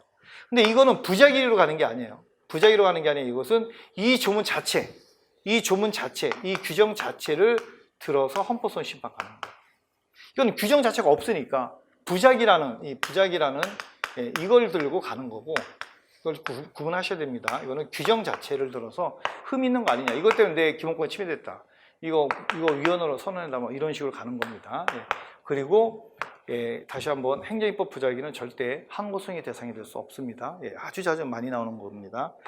자, 여기까지 이제는 다 마쳤어요. 끝났죠. 제가 다 마쳤습니다.